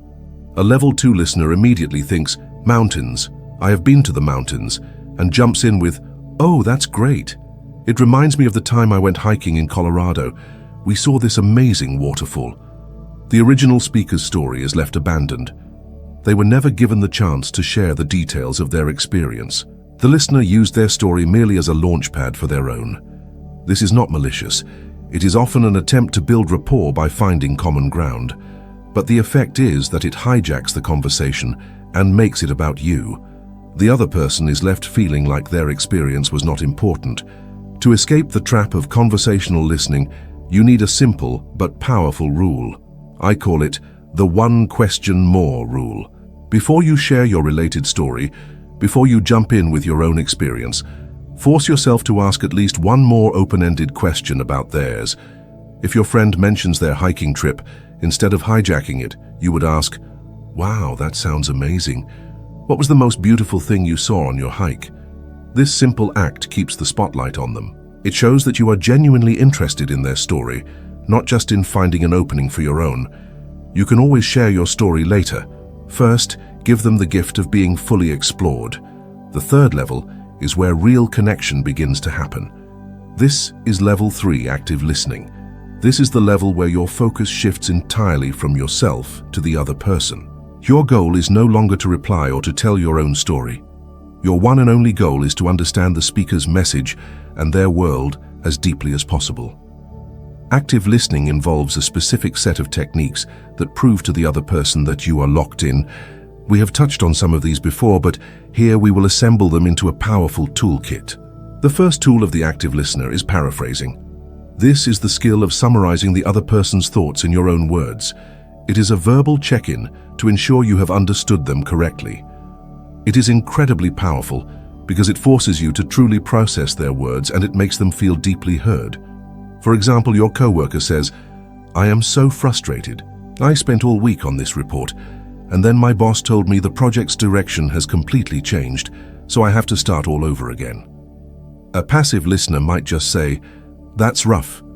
An active listener would paraphrase, "So, if I am hearing you right, you poured a huge amount of effort into this report all week only to find out that all that work was for nothing because of a last-minute change." That sounds incredibly frustrating. The second version is a world apart. It shows you have understood the facts, the work on the report, and the implication, the work was wasted. It validates their experience completely. The second tool, which is a deeper form of paraphrasing, is reflecting feelings. This is where you move beyond the content of what someone is saying and listen for the emotion underneath. You are essentially acting as an emotional mirror. You're trying to identify and name the feeling they are expressing. In the previous example, the phrase, "that sounds incredibly frustrating," is a reflection of feeling. This is perhaps the most powerful rapport-building tool in existence. When you can accurately name someone's emotion, they feel an instant bond with you. They feel that you do not just understand their situation, you understand them. To get good at this, you need to expand your emotional vocabulary beyond happy, sad, and angry. Was your friend disappointed, or were they devastated? Was your colleague annoyed, or were they infuriated? Were they excited, or were they ecstatic? Use lead-in phrases like, "It seems like you are feeling," "I can imagine that must have made you feel," or "It sounds like you are." Even if you get the emotion slightly wrong, the act of trying to understand their emotional state shows that you care on a deeper level. They will appreciate the effort and will often correct you, well, not so much frustrated as just defeated. And this deepens the conversation even further. The third tool of the active listener is the art of asking powerful questions.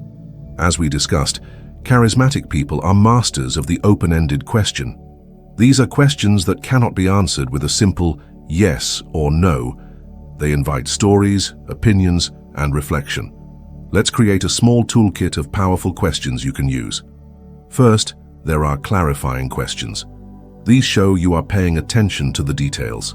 When you say the meeting was intense, what exactly happened? Second, there are expansive questions. These encourage the person to elaborate. Can you tell me more about that? What happened next? Third, there are reflective questions. These invite deeper thought. What was the biggest lesson you learned from that? How did that experience change you? And fourth, there are passion questions. These get to the heart of what drives a person. What is your favorite part of your job? What are you most excited about in your life right now? A conversation guided by these kinds of questions feels less like an interview and more like a fascinating exploration. This brings us to the highest and most profound level of listening, level 4, empathic listening. If active listening is about understanding what the other person is saying and feeling, empathic listening is about understanding who the other person is. It is an attempt to see the world through their eyes, to understand their perspective, their values, and their worldview, even if it is completely different from your own. This level of listening requires you to do something very difficult, to suspend your own ego, your own judgments, and your own autobiography. You are not listening to fix, to advise, or to agree. You are listening simply to understand. This is a state of pure, selfless curiosity. How do you practice this? One way is to listen for values. As someone is telling you a story about a conflict at work or a decision they made, ask yourself, what does this story tell me about what this person values most? Do they value loyalty, security, justice, freedom, adventure? When their co-worker took credit for their idea, was their anger rooted in a feeling of injustice or a feeling of disrespect? When they decided to quit their stable job to travel the world, was that decision driven by a value of adventure or a value of personal growth? When you start to listen for the underlying values beneath the surface of the words, you begin to understand the person's core operating system. And when you can speak to someone's values, you connect with them on the deepest possible level. Another practice for empathic listening is to listen for the unsaid. People often communicate more in what they do not say than in what they do. Pay attention to their tone of voice. Does it match their words? They might be saying, "Oh, I'm fine," but their tone might sound heavy and sad. Pay attention to their body language. Are they telling you a happy story but their fists are clenched? Listen for the recurring themes in their conversations. Do they constantly talk about feeling controlled? Do they often bring up issues of fairness? These patterns reveal their deeper struggles and desires. Empathic listening is a holistic experience. You are listening with your ears, your eyes, and your heart. It is the ultimate expression of presence and warmth. Finally, let's address a very specific, high-impact listening skill: remembering names. Dale Carnegie famously said, "A person's name is to that person the sweetest and most important sound in any language." When you remember someone's name, you are sending them a message that they are important and worth remembering. When you forget their name, you are sending the opposite message. Most of us claim to be bad with names, but this is a myth. You do not have a bad memory. You have a bad attention habit. You do not remember the name because you never truly heard it in the first place. Your mind was elsewhere when it was said. We are going to replace that bad habit with a simple 4-step technique. Let's use the acronym FACE. F stands for focus. When you are being introduced to someone, make a conscious, deliberate decision that you are going to remember their name. For those 3 seconds, your only job in the world is to listen for that name. Lean in slightly. Look at them.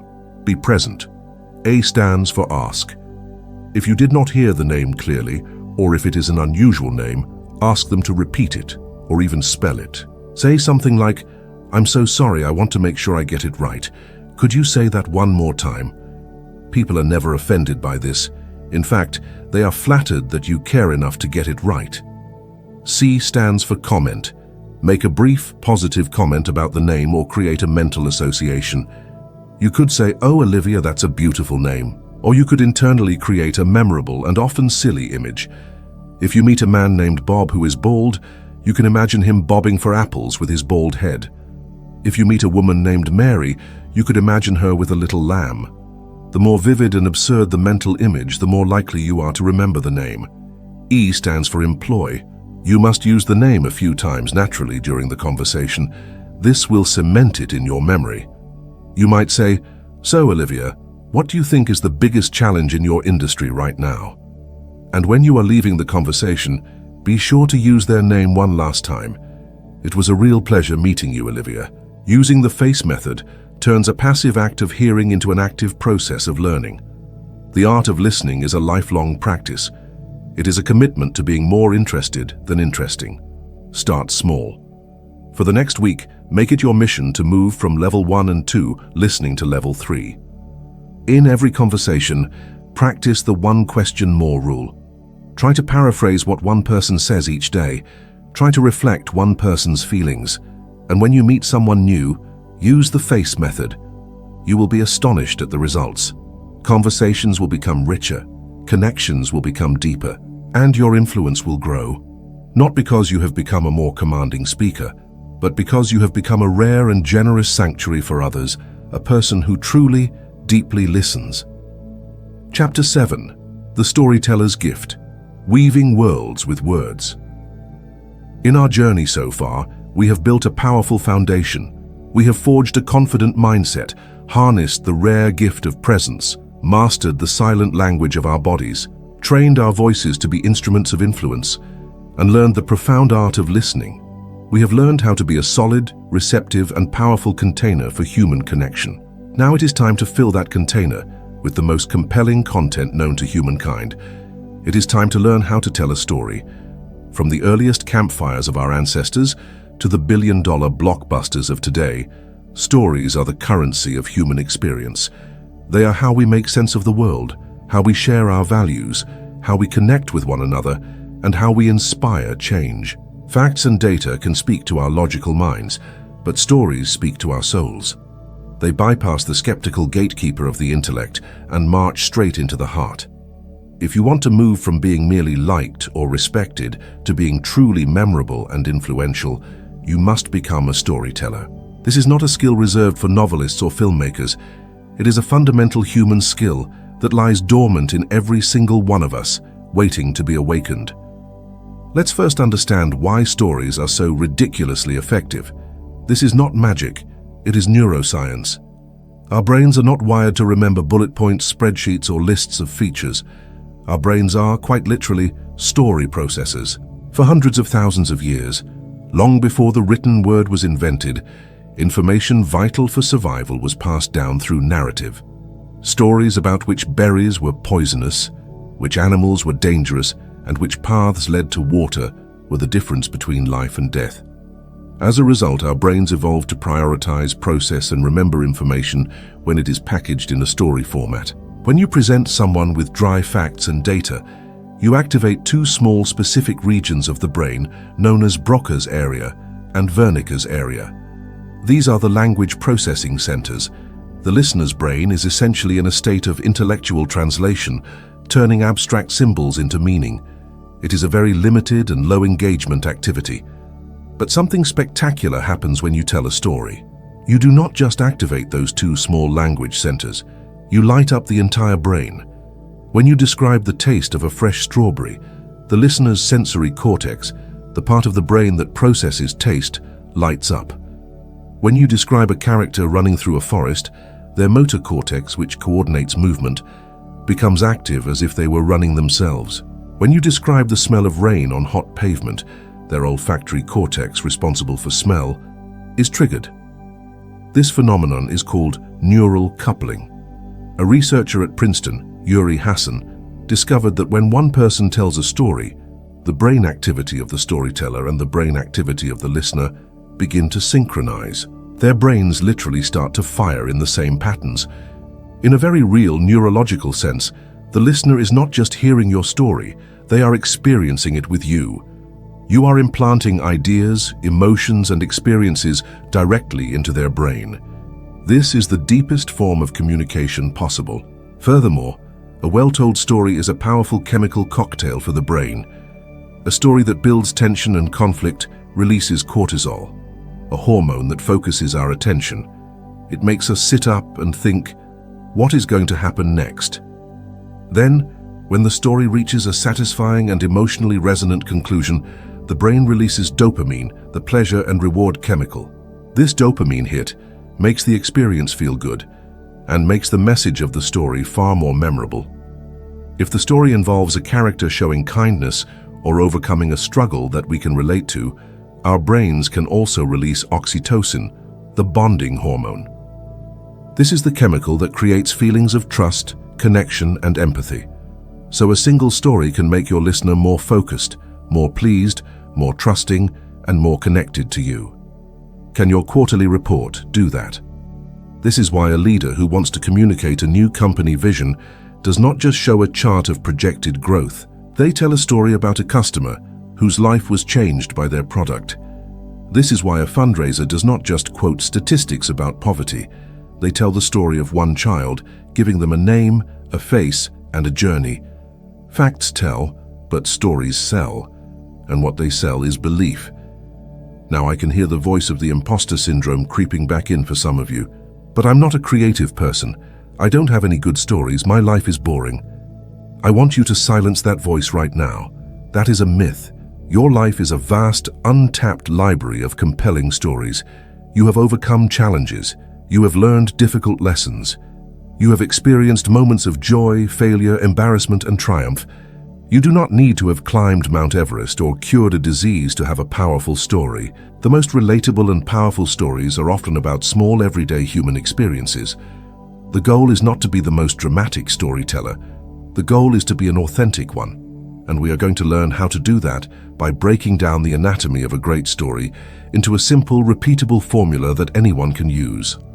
Every effective story ever told, from ancient myths to modern commercials, follows a basic three-part structure. It is the structure our brains are wired to expect. The three parts are 1, the hook, 2, the struggle, 3, the resolution. We are going to deconstruct each of these parts and give you the tools to master them. Let's begin with part 1, the hook, also known as the relatable beginning. The first 30 seconds of your story are the most critical.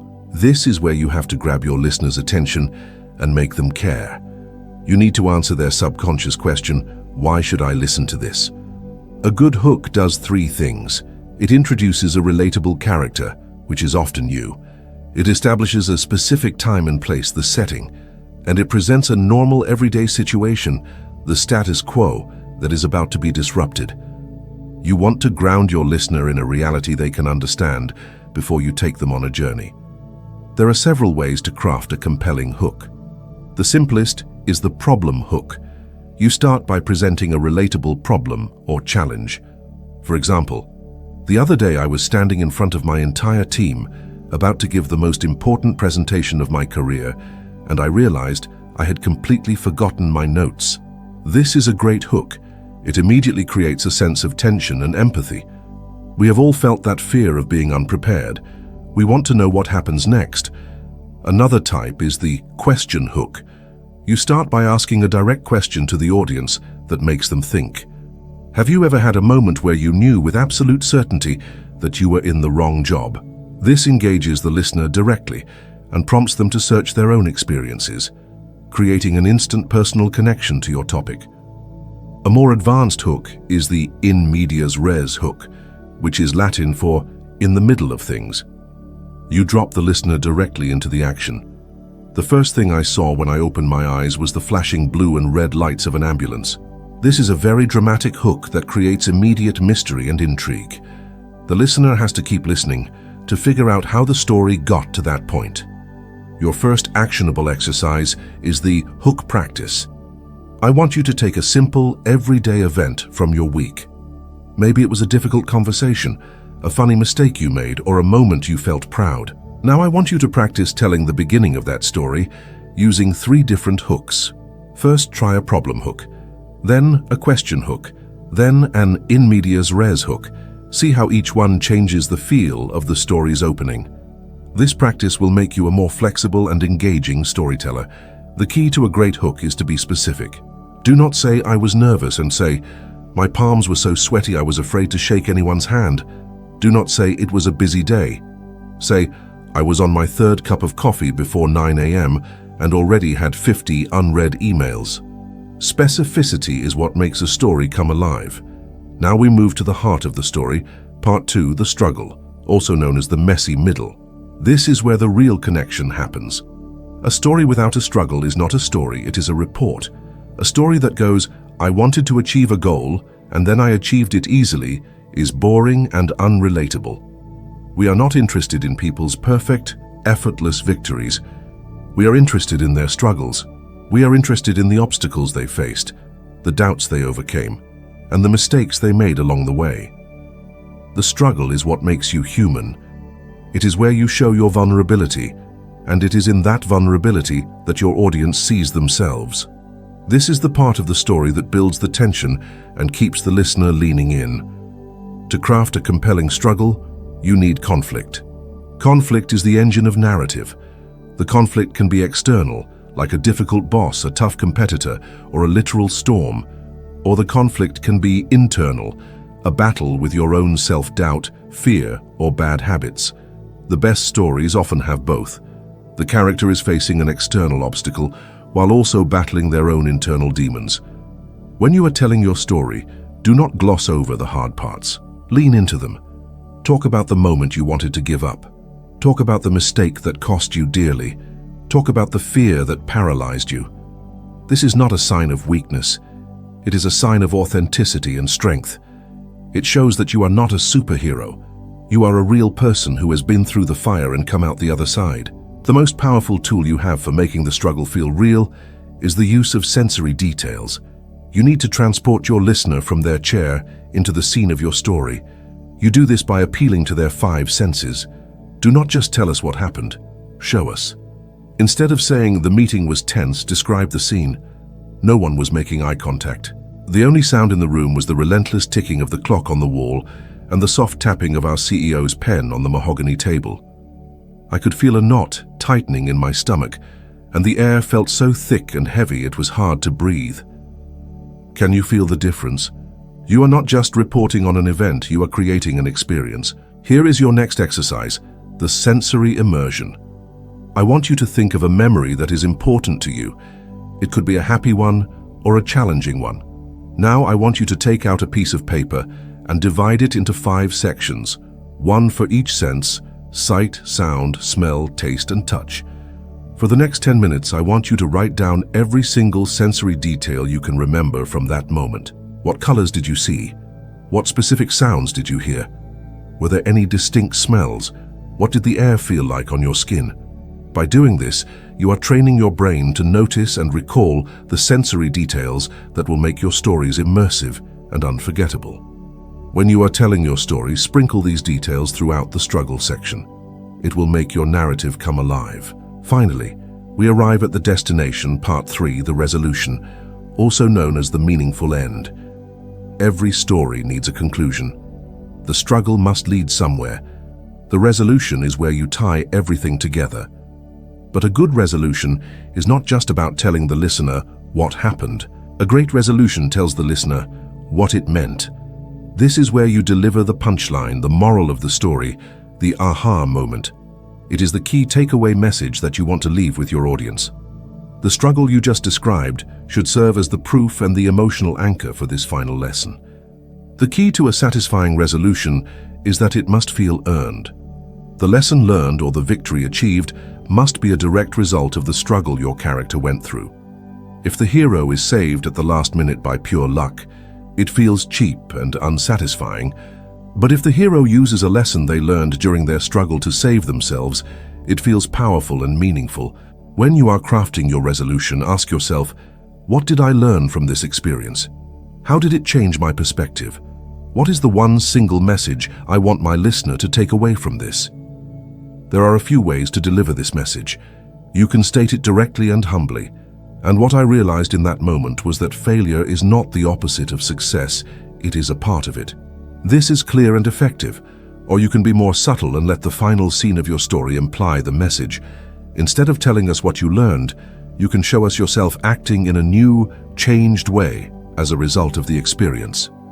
Both can be powerful. The most important thing is that you do not just end the story abruptly after the climax.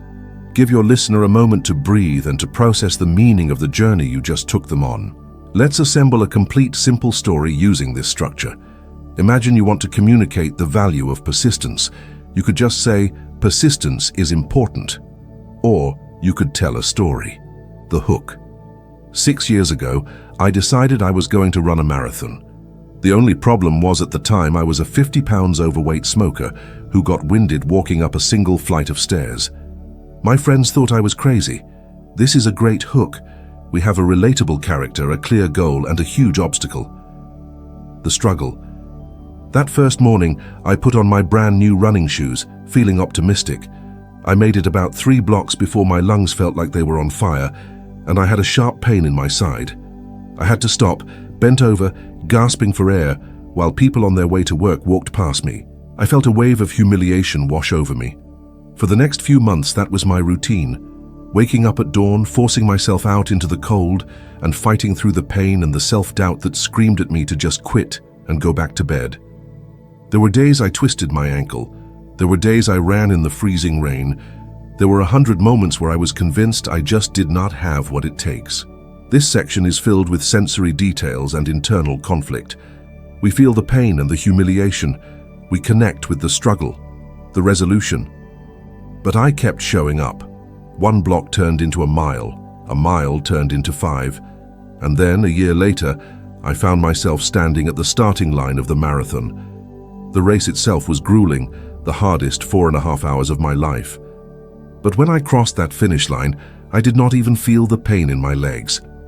All I felt was this incredible surge of emotion.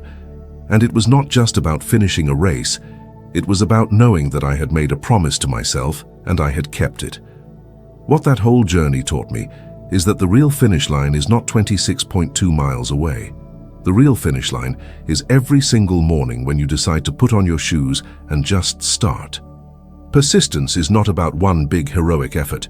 It is about 1,000 small unglamorous decisions to just keep going.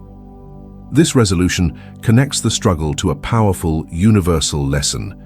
The message is now anchored in an emotional experience that the listener will not forget. Now that you have the structure, you need the raw material. You need to start building your own personal story bank. I want you to create a document on your computer or in a notebook, and I want you to start brainstorming, Create categories. For example, a time I failed, a time I succeeded against the odds, a lesson I learned from a mentor, a funny travel story, a time I changed my mind about something important. Under each category, just jot down a few keywords or a single sentence to remind you of the story.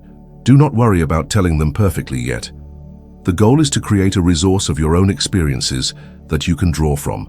Whenever you need to make a point in a meeting, give a toast at a wedding, or simply connect with a new acquaintance, you can go to your story bank and find a relevant personal anecdote. Beyond your personal stories, another powerful tool in your toolkit is the use of analogies and metaphors. These are like mini-stories. They are shortcuts to understanding. They work by explaining a new or complex idea, by comparing it to something the listener already understands. An analogy explains how one thing is like another. For example, trying to start a business without a plan is like trying to build a house without a blueprint. You might get a few walls up, but it is eventually going to collapse. This makes an abstract idea instantly concrete and visual. A metaphor is a more direct comparison that equates one thing to another. She has a heart of stone. He is a shining star. Metaphors can be more poetic and emotionally resonant. Actively look for opportunities to use analogies and metaphors to clarify your points. They make you sound more intelligent, more creative, and they make your ideas stickier. The art of storytelling is not just for formal presentations. It is the key to becoming a brilliant conversationalist. Great conversations are not a series of disconnected facts. They are a dance of shared stories and experiences. When you are talking with someone, do not just answer their questions with one-word answers. See their questions as invitations to tell a small story. If someone asks where you grew up, do not just say the name of the town. Tell a one-minute story that captures the essence of what it was like to grow up there. If someone asks what you do for work, do not just give your job title. Tell a short story about a recent project you worked on that you found meaningful.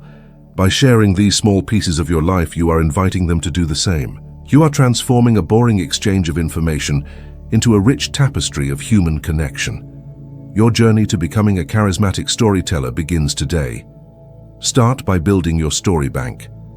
Practice telling one small story to a friend or family member this week, using the hook, struggle, and resolution structure. Pay attention to the stories you hear around you, in movies, in books, and from your friends. Start to deconstruct them and see how they use these same timeless principles. You have a unique and valuable story to tell. In fact, you have hundreds of them. Your experiences, your struggles, and your lessons learned are a gift. Learning to tell them effectively is not an act of ego, it is an act of generosity. It is how you share your wisdom, connect with your fellow human beings, and leave a lasting impact on the world. So go ahead, open your library, and start telling your story. Chapter 8. The Warmth Factor, Building Bridges with Empathy. We have now assembled an impressive array of skills. We have cultivated an inner state of confidence and an outer display of powerful body language. We have learned to wield our voice as a fine-tuned instrument and our stories as vessels of connection. We have, in essence, built the power and presence pillars of our charisma model. But a person who is only powerful and present can still come across as intimidating, aloof, or even robotic. The third pillar, the one that infuses all the others with humanity and makes our influence feel good to others, is warmth. Warmth is the emotional sunshine of charisma. It is the quality that makes people feel safe, accepted, and valued in your presence. It is the bridge that connects your heart to theirs. Without warmth, influence can feel like coercion. With warmth, influence becomes a welcome invitation to connect and collaborate. This chapter is dedicated to understanding and mastering the single most important ingredient of warmth, the profound human capacity for empathy. Let's begin by drawing some crucial distinctions, because the word empathy is often used loosely and confused with other related but very different concepts. The three key terms we need to understand are sympathy, empathy, and compassion. Imagine your friend has fallen into a deep, dark hole. Sympathy is standing at the edge of the hole, looking down and shouting, "Oh wow, that looks really terrible down there. I feel so sorry for you." Sympathy feels for someone. It creates a distinction between the sufferer and the observer, There is an element of pity in it, which can often create a sense of distance and even superiority. It is a well-intentioned but ultimately disconnected emotion. Empathy, on the other hand, is climbing down into the hole with your friend. It is sitting beside them in the darkness and saying, "I do not know how to get us out of here, but I am here with you, and you are not alone." Empathy feels with someone. It is the ability to understand and share the feelings of another. It does not offer easy solutions or platitudes. Its power lies in its shared humanity, its willingness to connect with the feeling itself. It is the ultimate statement of, "I get it." Compassion is the next step. Compassion is feeling with your friend in the hole, and then saying, "Okay, I am here with you. Now let's think about how we can find a ladder." Compassion is empathy in action. It combines the feeling of connection with a genuine desire to help alleviate the other person's suffering. For the purposes of building charismatic connections, our primary focus will be on mastering empathy, because it is the foundation upon which trust and compassion are built. You cannot genuinely help someone if you have not first taken the time to truly understand their experience. To become truly masterful at empathy, we need to understand that it is not just one single thing. Neuroscientists and psychologists have identified 3 distinct types of empathy, each playing a different role in our social interactions. The first is cognitive empathy.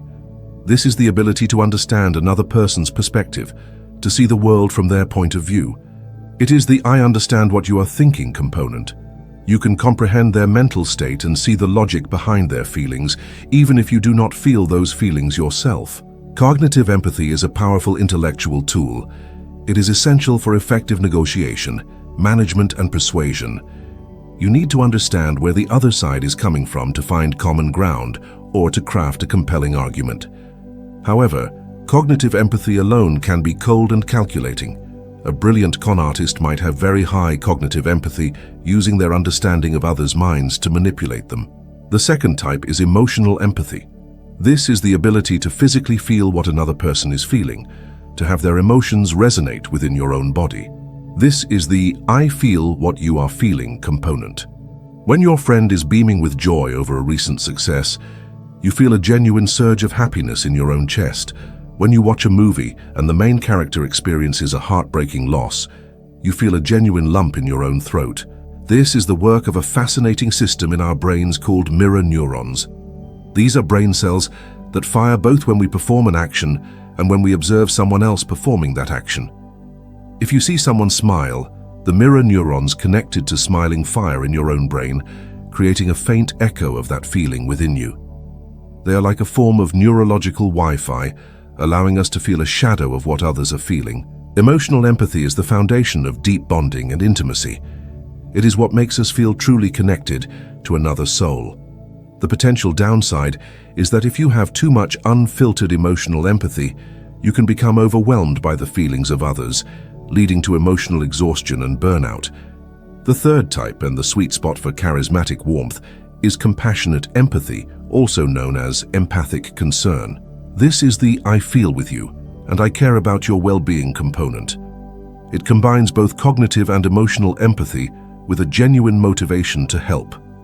You understand their perspective, you resonate with their feelings, and this moves you to a state of caring. You are not overwhelmed by their feelings to the point of paralysis. Instead, their feelings motivate you to offer support and kindness. This is the type of empathy that we want to cultivate. It is warm, connecting, and constructive. It allows you to build bridges of trust while maintaining your own emotional balance. Now, how do we move from understanding empathy to actually practicing it and projecting it? It begins with a mindset shift. You must consciously adopt an attitude of deep curiosity about other people. Every person you meet is living a life as vivid and complex as your own. They have their own hopes, fears, struggles, and private victories. Your job, as an aspiring empath, is to become a gentle detective of their inner world. This requires you to temporarily suspend your own ego, your own agenda, and your own need to be right. For a few moments, you are not the hero of the story. They are, and you are there to learn their story. The first practical tool for building this bridge of understanding is the skill of finding common ground. Connection blossoms in the soil of similarity. When we discover that we share something with another person, a powerful subconscious bond is formed. It sends the message, "You are part of my tribe, you are like me, you are safe." The mistake many people make is staying on the surface level of common ground. Things like, "Oh, you are from Chicago. I have been to Chicago." That is a start, but it is very superficial. The deepest common ground is not found in shared experiences, but in shared values, emotions, and struggles. To get to this deeper level, you need to move beyond factual questions and start asking why questions. If someone tells you they are a teacher, the superficial response is, "What grade do you teach?" The deeper empathy-building question is, "What do you love most about teaching? What inspired you to go into that field?" This question does not ask for a fact. It asks for a motivation, a value. Their answer might reveal a passion for helping children, a love of learning, or a desire to create a better future. And now you have found a real point of connection, a shared value of making a difference. A great framework for guiding conversations toward deeper common ground is the FORD method. FORD stands for family, occupation, recreation, and dreams. These are 4 universal areas of human life that are rich with emotion and value. Instead of asking generic questions, you can use these categories to ask more meaningful ones. Tell me about your family. What is the most rewarding part of your occupation? What do you do for fun when you are not working? If you could do anything, what would be your dream job or your biggest dream in life? These questions open the door to conversations about what truly matters to a person. And as you listen to their answers, your job is to listen for the underlying emotion or value that you can connect with. Maybe you do not share their specific dream of sailing around the world, but you can certainly connect with the underlying value of adventure and freedom. You can then say, "I really admire that sense of adventure. For me, that feeling of freedom comes when I go hiking in the mountains." Now you have built a bridge, not just between 2 hobbies, but between 2 shared values. The next powerful tool for projecting warmth is the art of the sincere compliment. A compliment is a direct gift of recognition. It tells a person, "I see you and I see something wonderful in you." However, most compliments we give are lazy and ineffective. Generic compliments like "nice job" or "you look great" are easily forgettable and can sometimes feel like empty flattery. A truly charismatic compliment is specific. It is about effort or character, and it shows the impact the person had on you. Let's call this the SEC formula for specific, effort, consequence. First, be specific. Do not just say, "Good presentation." Pinpoint a specific moment that impressed you. For example, that slide you had on the market analysis. Second, compliment the effort or the character trait behind the action. Do not just compliment the outcome. Compliment the hard work, the creativity, the courage, or the thoughtfulness that led to the outcome. This is far more meaningful. For example, the way you broke down those complex numbers was incredibly clear and creative. Third, mention the consequence or the positive impact it had on you. This shows that their action truly mattered. For example, "It really helped me understand the project's potential in a way I hadn't seen before. Thank you." Let's put it all together. The lazy compliment was "good presentation." The charismatic compliment is, "That slide you had on the market analysis, the way you broke down those complex numbers was incredibly clear and creative. It really helped me understand the project's potential in a way I hadn't seen before. Thank you." This compliment is a powerful gift. It is memorable, it is sincere, and it makes the person feel truly seen and appreciated. I want you to make this your mission for the next week. I call it the Warmth Challenge. Your goal is to give one truly high-quality SEC formula compliment every single day. To your partner, a co-worker, a barista, anyone. Notice how it not only makes them light up, but also how it makes you feel. Projecting warmth is a gift that gives back. The final and perhaps most advanced tool for building empathetic bridges is the courageous use of vulnerability. We live in a culture that often teaches us to hide our imperfections, to project an image of having it all together all the time. But this polished facade is like a wall of glass. People can see you, but they cannot connect with you. It is in our imperfections, in our shared struggles, that we find our deepest points of connection. Vulnerability is not weakness. Vulnerability is emotional courage. It is the willingness to be seen as you truly are, imperfections and all. When you share a small, appropriate story of a past struggle or a mistake you made, you are sending a powerful message: I am not perfect. I do not have it all figured out. I am human just like you. This gives the other person permission to take off their own mask and be human with you. It instantly changes the dynamic from a performance to a genuine connection. The key to using vulnerability effectively is what I call smart vulnerability. This is not about trauma dumping or complaining endlessly about your current problems. That can be overwhelming and inappropriate. Smart vulnerability is typically about sharing a past struggle that has a resolution or a lesson learned.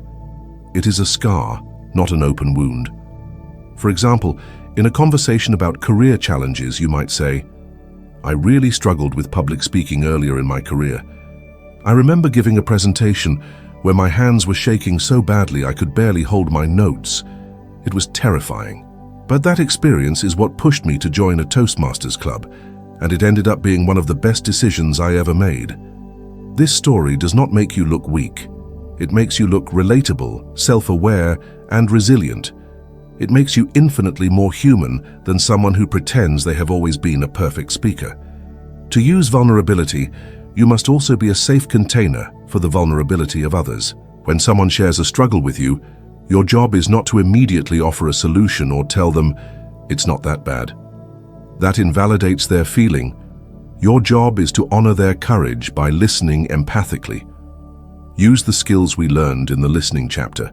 Reflect their feeling back to them. Wow, that sounds incredibly difficult. Ask a gentle question. How did you get through that? When you respond to vulnerability with empathy, you create a virtuous cycle of trust and openness. To bring this all together, I want to give you a simple pre-conversation ritual to prime yourself for warmth and empathy. Before you walk into a meeting, go on a date, or even call a family member, take 60 seconds for what I call the goodwill meditation. Find a quiet space, close your eyes, bring the person you are about to interact with to your mind. Now, I want you to silently and genuinely wish them well. You can use the simple phrases from traditional loving-kindness meditation. Silently repeat to yourself, may you be happy, may you be safe, may you be healthy, may you live with ease. By spending just 1 minute cultivating a genuine feeling of goodwill towards this person, you are changing your own neurochemistry. You are priming your brain for compassion. You are shifting your intention from, what can I get from this interaction, to, how can I contribute to this person's well-being?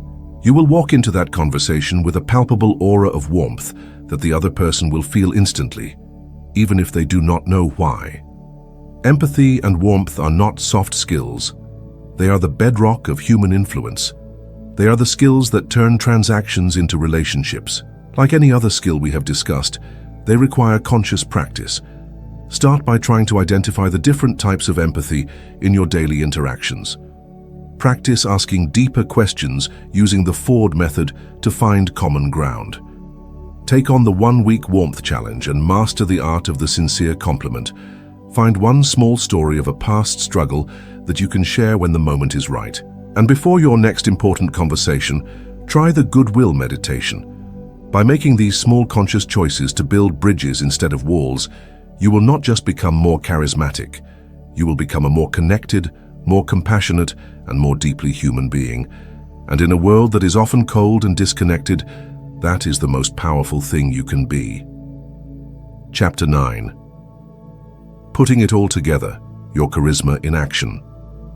We have journeyed through the intricate landscape of charisma, exploring its deepest foundations and most powerful expressions. We began by forging a resilient mindset, transforming our inner critic into an ally. We learned to command the superpower of presence, giving others the rare gift of our undivided attention. We mastered the silent, powerful language of our bodies and tuned our voices into instruments of influence. We unlocked the profound art of listening, discovering that the deepest connection often comes not from what we say, but from how we receive others. We awakened the storyteller within, learning to weave our experiences into compelling narratives. And we learned to radiate the essential human quality of warmth, building bridges of empathy and trust. You have now collected all the individual tools. You understand the principles.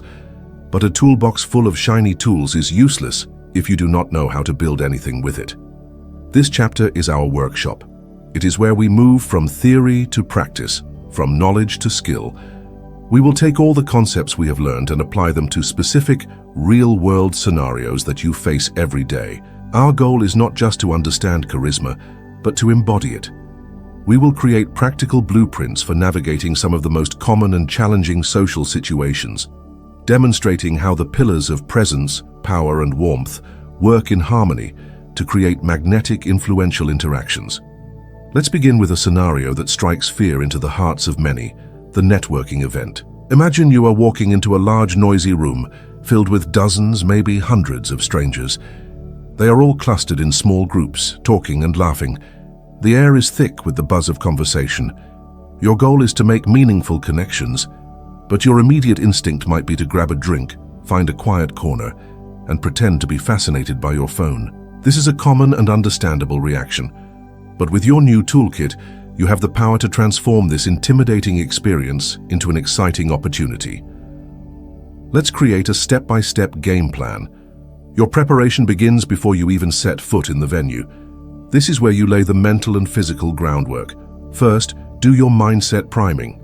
In your car or in the restroom before entering, take 2 minutes for your power pose. Stand like a superhero, with your hands on your hips and your chest open. This is not about feeling arrogant. It is about chemically shifting your body into a state of calm confidence, lowering your cortisol and raising your testosterone. While you are holding this pose, run your personal confidence trigger, that mental highlight reel of your past successes. Remind yourself of your competence and value. Next, set a clear intention. Your goal is not to meet everyone in the room. That is an impossible and stressful objective. A much better goal is to have 2 or 3 high-quality conversations. Quality over quantity. This takes the pressure off. Finally, perform your 60-second goodwill meditation. Bring to mind the image of the people in that room and genuinely wish them well. This primes you for warmth and shifts your focus from "what can I get" to "what can I give." You are no longer a nervous person trying to get business cards. You are a warm, confident person looking to make genuine connections. Now, you are ready to make your entrance. As you walk through the door, activate your puppet string. Imagine that invisible string gently pulling you up from the crown of your head, elongating your spine and pulling your shoulders back. Walk into the room with a calm, deliberate pace, not rushing to the bar or the food table. Scan the room with a soft, open gaze. On your face, wear a gentle Mona Lisa smile, a look of relaxed contentment. You are not broadcasting a desperate need to talk to someone. You are broadcasting an aura of calm, approachable confidence. Your body language is doing the work for you, signaling that you are a person of value and that you are open to connection. The next challenge is how to break into a conversation. Hovering awkwardly on the edge of a closed group is a classic mistake. Instead, look for open groups. An open group is one where people are not standing in a tight, closed circle. There is a physical gap, an invitation for someone to join. Look for a group of 3 or 5 people, as these are often easier to enter than a pair or a group of 4. As you approach, your goal is to listen first. Do not just barge in and start talking. Stand at the edge of the group for a moment and listen to the topic of conversation. This gives you valuable information. When you hear a natural pause, you can make your move. Here is your entry script. As you step into the gap in the circle, make eye contact with one of the more friendly-looking people in the group. Offer a warm smile and say something that acknowledges the conversation you just overheard. For example, "Excuse me for jumping in. I couldn't help but overhear you talking about the new marketing software. I've been really curious about that." This is a perfect entry. It is polite, it shows you are listening, presence, and it is relevant to the ongoing conversation. Once you are in, introduce yourself briefly. "My name is Alex, by the way." Shake hands with a firm, confident grip and warm eye contact. Now that you are in the conversation, your primary job is to be an excellent listener and a curious question asker. Do not feel the pressure to immediately prove your worth or tell a brilliant story. Remember, your goal is to make them feel interesting. Use the skills of active listening. Paraphrase what people say. So it sounds like your biggest challenge with that software is the steep learning curve. Ask open-ended unlocking questions. What's the most surprising feature you've discovered so far? When you do speak, share a small, relevant anecdote or insight, not a long, rambling monologue. Your goal is to be a contributor to the conversation, not the star of it. Remember to share your attention equally among the people in the group. Use the triangle technique to make eye contact with each person as you speak and listen, making everyone feel included. Leaving a conversation gracefully is just as important as entering it. Many people do not know how to exit, so they linger awkwardly until the conversation dies a slow, painful death. A charismatic person takes control of their exit. When you feel the conversation has reached a natural peak, or when you are ready to move on, do not just vanish. You need to close the loop. Wait for a pause, smile warmly, and say something positive. Well, I don't want to monopolize all your time. It has been a real pleasure speaking with all of you. Then, if you want to connect with a specific person later, this is your moment. John, I'd love to continue this conversation about marketing software sometime next week. Would you be open to that? If they agree, you can exchange contact information. Then you give a final, warm handshake and a smile to the group and confidently move on. This entire sequence from entry to exit showcases presence, listening before you enter, power, a confident entrance and exit, and warmth, smiling, asking questions, making people feel included. It transforms networking from a dreaded chore into a masterful game of connection. Let's move to our second scenario, the important work meeting. This could be a team meeting where you need to present an idea, a project update, or even a performance review with your boss. The stakes are high, and your ability to project charisma can have a direct impact on your career. Your goal is to be perceived as confident, competent, and collaborative. Preparation, once again, is key. Before the meeting, you should be crystal clear on your objective. What is the one key message you want to communicate? What is the one outcome you want to achieve? Having this clarity will focus your energy. Do your mindset priming. The power pose is your best friend before any high-stakes meeting. If you are presenting, do not just practice your content, practice your delivery. Record yourself on your phone and listen to your voice. Are you using filler words? Is your pace too fast? Is your tone monotonous? Practice using a downward inflection on your key statements to project authority. As you enter the meeting room, your non-verbal communication is already speaking for you. Walk in with your puppet string posture. Choose your seat strategically. Do not slump into the farthest corner. If possible, choose a seat at the table where you can easily make eye contact with most of the participants. As you sit down, do not make yourself small. Place your notebook on the table, arrange your materials, and sit back in your chair. This shows you are comfortable and prepared. While waiting for the meeting to start, do not bury your head in your phone. This is a golden opportunity to build rapport. Engage in some light, positive small talk with the people sitting near you. Use the Ford method. Ask them about their weekend, recreation, or a project they are excited about, occupation. This warms up the room and establishes you as a positive, collegial presence before the formal agenda even begins. When it is your turn to speak, your delivery is paramount. Whether you are presenting a formal slide deck or just sharing an update, your communication should be a blend of all our learned skills. Begin by making eye contact with everyone in the room, holding it for a few seconds with each person to create a connection. Speak from your diaphragm, projecting your voice with a clear, confident volume. Start with a strong opening. You could use a mini story or a compelling statistic to grab their attention. Last quarter, we had a customer retention rate of 70%. This morning, I want to share one idea that I believe can get us to 90%. As you speak, remember to vary your vocal prosody. Emphasize keywords by increasing your volume or slowing down your pace. Use the pregnant pause right before you reveal your most important point to build suspense. Use purposeful hand gestures with open palms to underscore your message and project honesty. Your body and your voice should be in perfect harmony, both communicating the same message of confident conviction. However, charisma in a meeting is not just about a powerful delivery. It is also about a receptive and collaborative presence.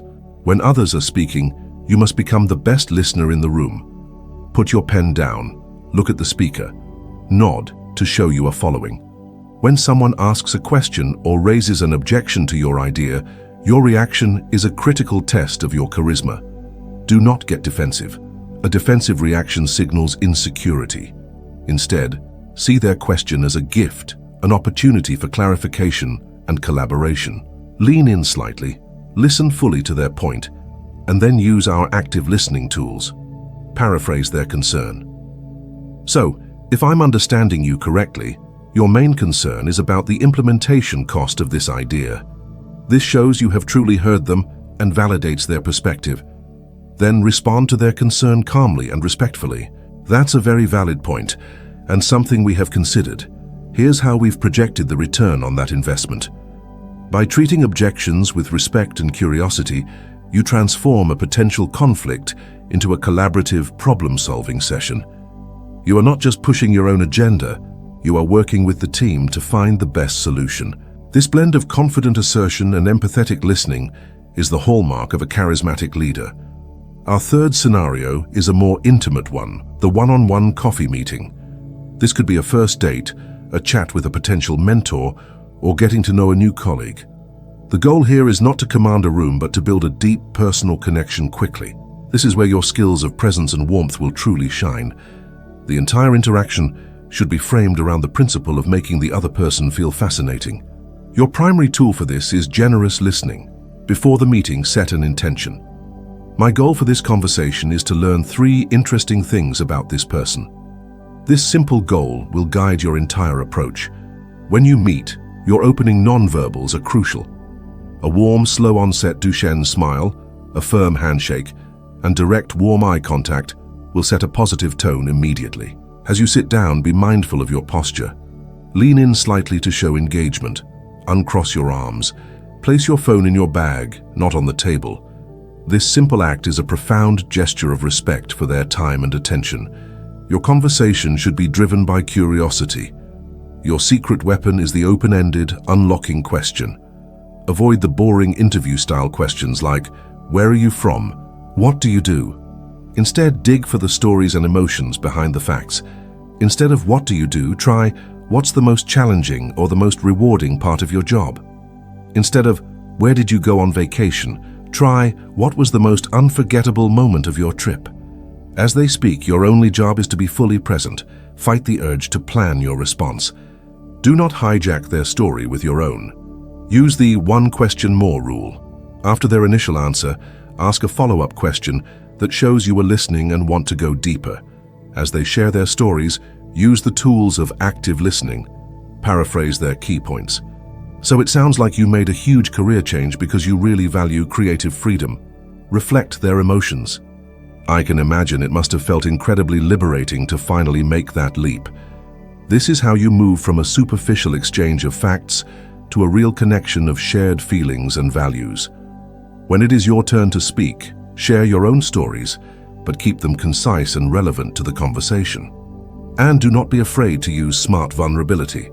Sharing a small story about a past struggle or a lesson you learned makes you more relatable and encourages them to open up as well. I can really relate to that feeling of being stuck in the wrong career. For years I was working in finance because I thought I should, and it took a lot of courage for me to admit that my real passion was in design. A successful one-on-one meeting feels less like a structured conversation and more like a natural, flowing dance. It is a seamless exchange of speaking and listening, of sharing and receiving.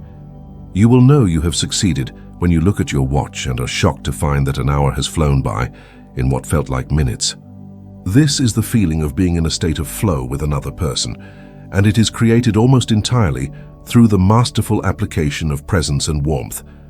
These 3 scenarios, the networking event, the work meeting, and the coffee chat, are just blueprints. Your life is filled with 1,000 other scenarios where these skills can be applied. A difficult conversation with a family member, a sales pitch to a new client, a toast at a wedding, giving comfort to a grieving friend. In every one of these moments, you can consciously choose to bring your best self to the table. You can choose to be present, to quiet your mind and truly listen. You can choose to project power, to stand tall, speak clearly, and own your value. And you can choose to radiate warmth, to seek understanding, to build bridges, and to make others feel valued.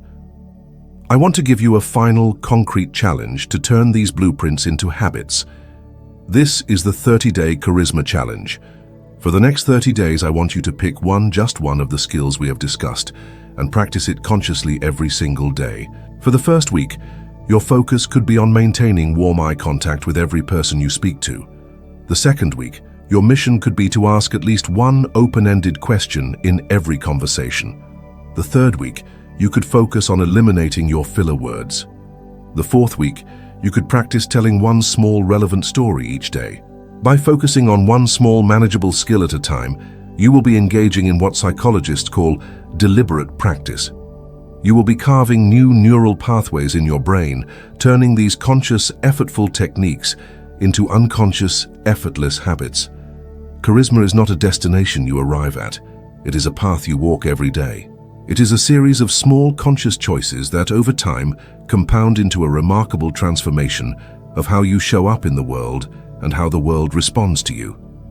The tools are in your hands. The workshop is open. It is time to start building. Chapter 10. The Ripple Effect, Leading with Authentic Influence. We have arrived at the final chapter of our journey together. We have dissected the mechanics of charisma, assembling a powerful toolkit for building confidence, connection, and influence. You now understand the profound impact of a confident mindset, the magic of pure presence, the silent symphony of body language, the music of an influential voice, the generosity of deep listening, the power of a well-told story, and the magnetic pull of authentic warmth. You have the blueprints to apply these skills in any situation, to transform any interaction, from a source of anxiety into an opportunity for connection. But as we stand at this summit, having surveyed the entire landscape, we must ask the most important question of all. Why? Why do we seek this skill? What is the ultimate purpose of developing charisma and influence? Is it merely to get what we want? To win arguments, to close deals, to become more popular? If that is the sole motivation, then we have missed the entire point. The skills of charisma, when used for purely selfish ends, become the tools of manipulation. They may bring short-term gains, but they will inevitably lead to a hollow, transactional existence built on a foundation of distrust. The true purpose, the highest calling of authentic charisma, is not to serve yourself but to serve others. It is about using your influence not as a weapon, but as a gift. It is about creating a positive ripple effect that lifts up every person you interact with, leaving them better than you found them. This final chapter is about the ethics and the responsibility of influence. It is about transforming your newfound skills into a force for good in the world, becoming not just a charismatic person, but a leader in the truest sense of the word. A leader, in this context, is not defined by a title, a position on an organizational chart, or the number of people who report to them. A leader is anyone who takes responsibility for the world around them and inspires others to be their best selves. You can be a leader in your family, among your friends, in your community, or in a single conversation with a stranger. True leadership is an act of service, and authentic charisma is its most powerful vehicle. It is the ability to inspire, to empower, and to unite. The first principle of leading with authentic influence is that your focus must shift from having followers to creating other leaders. A manipulative or insecure influencer wants to keep people dependent on them. They want to be the sole source of inspiration, the hero of every story. A true charismatic leader does the opposite. They see the potential in others, often before those people see it in themselves, and they use their skills to unlock that potential. They understand that their greatest legacy is not what they accomplish themselves, but what they inspire others to accomplish. How do you do this in a practical, everyday sense? It starts with generously giving away the spotlight. When you are in a team meeting, use your influence to amplify the voices of others, especially those who are more quiet or junior. You might say, "Sarah, you had a really insightful point about this in our discussion yesterday. I'd love for you to share that with the group." This simple act uses your power not to showcase yourself, but to empower someone else. It gives them a platform and validates their contribution in front of their peers. Another powerful way to lift others up is to give credit, loudly and publicly. When a project succeeds, a charismatic leader does not bask in the glory alone. They make it a point to specifically and publicly acknowledge the contributions of every person involved. Instead of saying, "I am really proud of what we accomplished," they say, "I'm so incredibly proud of this team.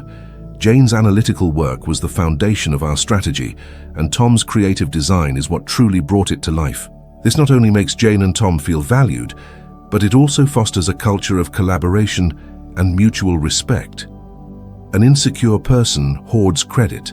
A charismatic leader distributes it. Furthermore, a true leader celebrates the wins of others as if they were their own. When a colleague gets a promotion or a friend achieves a personal goal, your response is a powerful indicator of your character. Do you feel a pang of jealousy or a surge of genuine joy? Cultivate the habit of celebrating others with pure, unadulterated enthusiasm.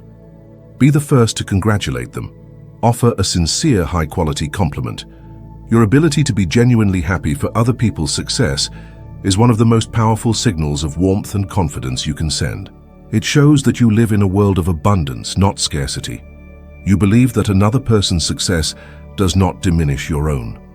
This attitude is incredibly magnetic. The second core principle of authentic influence is that it must be built on a bedrock of consistency and trust. Charisma is not a mask you put on for important meetings and then take off when you are talking to the janitor or the barista. Authenticity is born from consistency. It is about being the same person, guided by the same core values in every interaction. People have an incredibly fine-tuned radar for hypocrisy. If you are warm and respectful to your boss, but dismissive and rude to a waiter, any charisma you project in the boardroom will be seen for what it is, a performance. True influence is not situational. It is a fundamental part of who you are. Trust is the currency of influence, and it is earned in drips, but lost in buckets. You earn it through small, consistent actions over time. You earn it by keeping your promises, by doing what you say you will do. You earn it by speaking the truth, even when it is difficult. You earn it by being a safe harbor for the confidences of others, by not engaging in gossip. You earn it by admitting when you are wrong and taking responsibility for your mistakes. Every one of these actions is a deposit in the bank account of trust, and the skills we have learned in this book can help. Your presence shows people you are trustworthy enough to give them your full attention. Your vulnerability shows them you are trustworthy enough to be real. Your empathy shows them you are trustworthy enough to care. When people trust you, they are willing to be influenced by you. They will listen to your ideas, follow your lead, and give you the benefit of the doubt because they know your character is solid. The final and perhaps most profound principle of leading with authentic influence is the understanding that this is a journey of continuous growth, not a destination of perfection. There will be days when you feel insecure. There will be conversations where you fail to be present. There will be moments when you let your ego get the better of you and you fail to listen with empathy. This is not failure. This is being human. The goal is not to become a perfect, flawless, charismatic robot. The goal is to become a more self-aware, more intentional, and more compassionate human being. The goal is not perfection, it is progress. When you have a conversation that does not go well, do not beat yourself up. Instead, get curious. Treat it as a learning opportunity. You can do a simple charisma post-mortem. Ask yourself, where was I on the scale of presence, power, and warmth in that interaction? Did I project confidence in my body language? Did I listen more than I spoke? Did I seek to understand before trying to be understood? This gentle, non-judgmental self-reflection is the engine of your growth. It allows you to learn from your missteps and do better next time. Embrace a mindset of lifelong learning. Read books, listen to podcasts, seek out mentors. Surround yourself with people who inspire you to be better. Be curious about the world and about the people in it. The more you learn and grow as a person, the richer your stories will become. The deeper your empathy will run and the more authentic value you will have to offer the world. Authentic charisma is simply the outward expression of an inner life that is rich with curiosity, self-awareness, and a genuine care for others. The work you do on yourself is the greatest gift you can give to those around you. As we conclude, I want you to think about the incredible potential that now lies within you. You have the tools to walk into any room and create a sense of comfort and connection. You have the ability to make the people you meet feel seen, heard, and valued. You have the power to inspire a team, to comfort a friend, to negotiate with integrity, and to lead with compassion. This is not a small thing. In a world that can often feel fragmented, cynical, and lonely, your ability to generate genuine human connection is a radical act of hope. It is a light that you can carry into every interaction. The ripple effect of this work is immeasurable. When you make one person feel valued, they are more likely to go on and treat the next person they meet with kindness. When you empower one team member, they are more likely to empower their own colleagues. The warmth, confidence, and respect you put out into the world does not stop with the person you are talking to. It radiates outward, touching lives in ways you will never even know. This is your true legacy. It is the positive impact you have on the emotional and psychological well-being of the people who are lucky enough to cross your path. So, as you close this book and step back out into the world, I encourage you to see yourself not just as a student of charisma, but as an ambassador of connection. Hold these tools not as secrets to be hoarded, but as gifts to be shared through your actions. Be present, be confident, be warm, be a generous listener, be an authentic storyteller, and above all, use your influence to leave every person and every situation a little better than you found them. The journey you have started is not just about developing a skill. It is about becoming more of who you were meant to be. We have reached the end of this book, but we are at the very beginning of your journey. We have talked about mindset, body language, your voice, and the art of connection. But knowledge is only the starting point. The real transformation happens when you take these ideas out into the world and begin to practice them. Do not try to master everything at once. Pick one thing from this book, just one, and focus on it this week. Maybe it is holding eye contact for 1 second longer. Maybe it is asking one more question before you share your own story. Small steps taken consistently create massive change over time. This is not about becoming a different person. It is about removing the barriers of self-doubt and bad habits to let your most authentic, confident, and connected self shine through. This conversation does not have to end here. The journey of self-development is one we can continue to take together. If you would like to keep exploring ways to build your confidence and communication skills, make sure you join the community at Audio Waves, where we dive deeper into these ideas every week. Thank you for listening, and I look forward to seeing the incredible impact you make.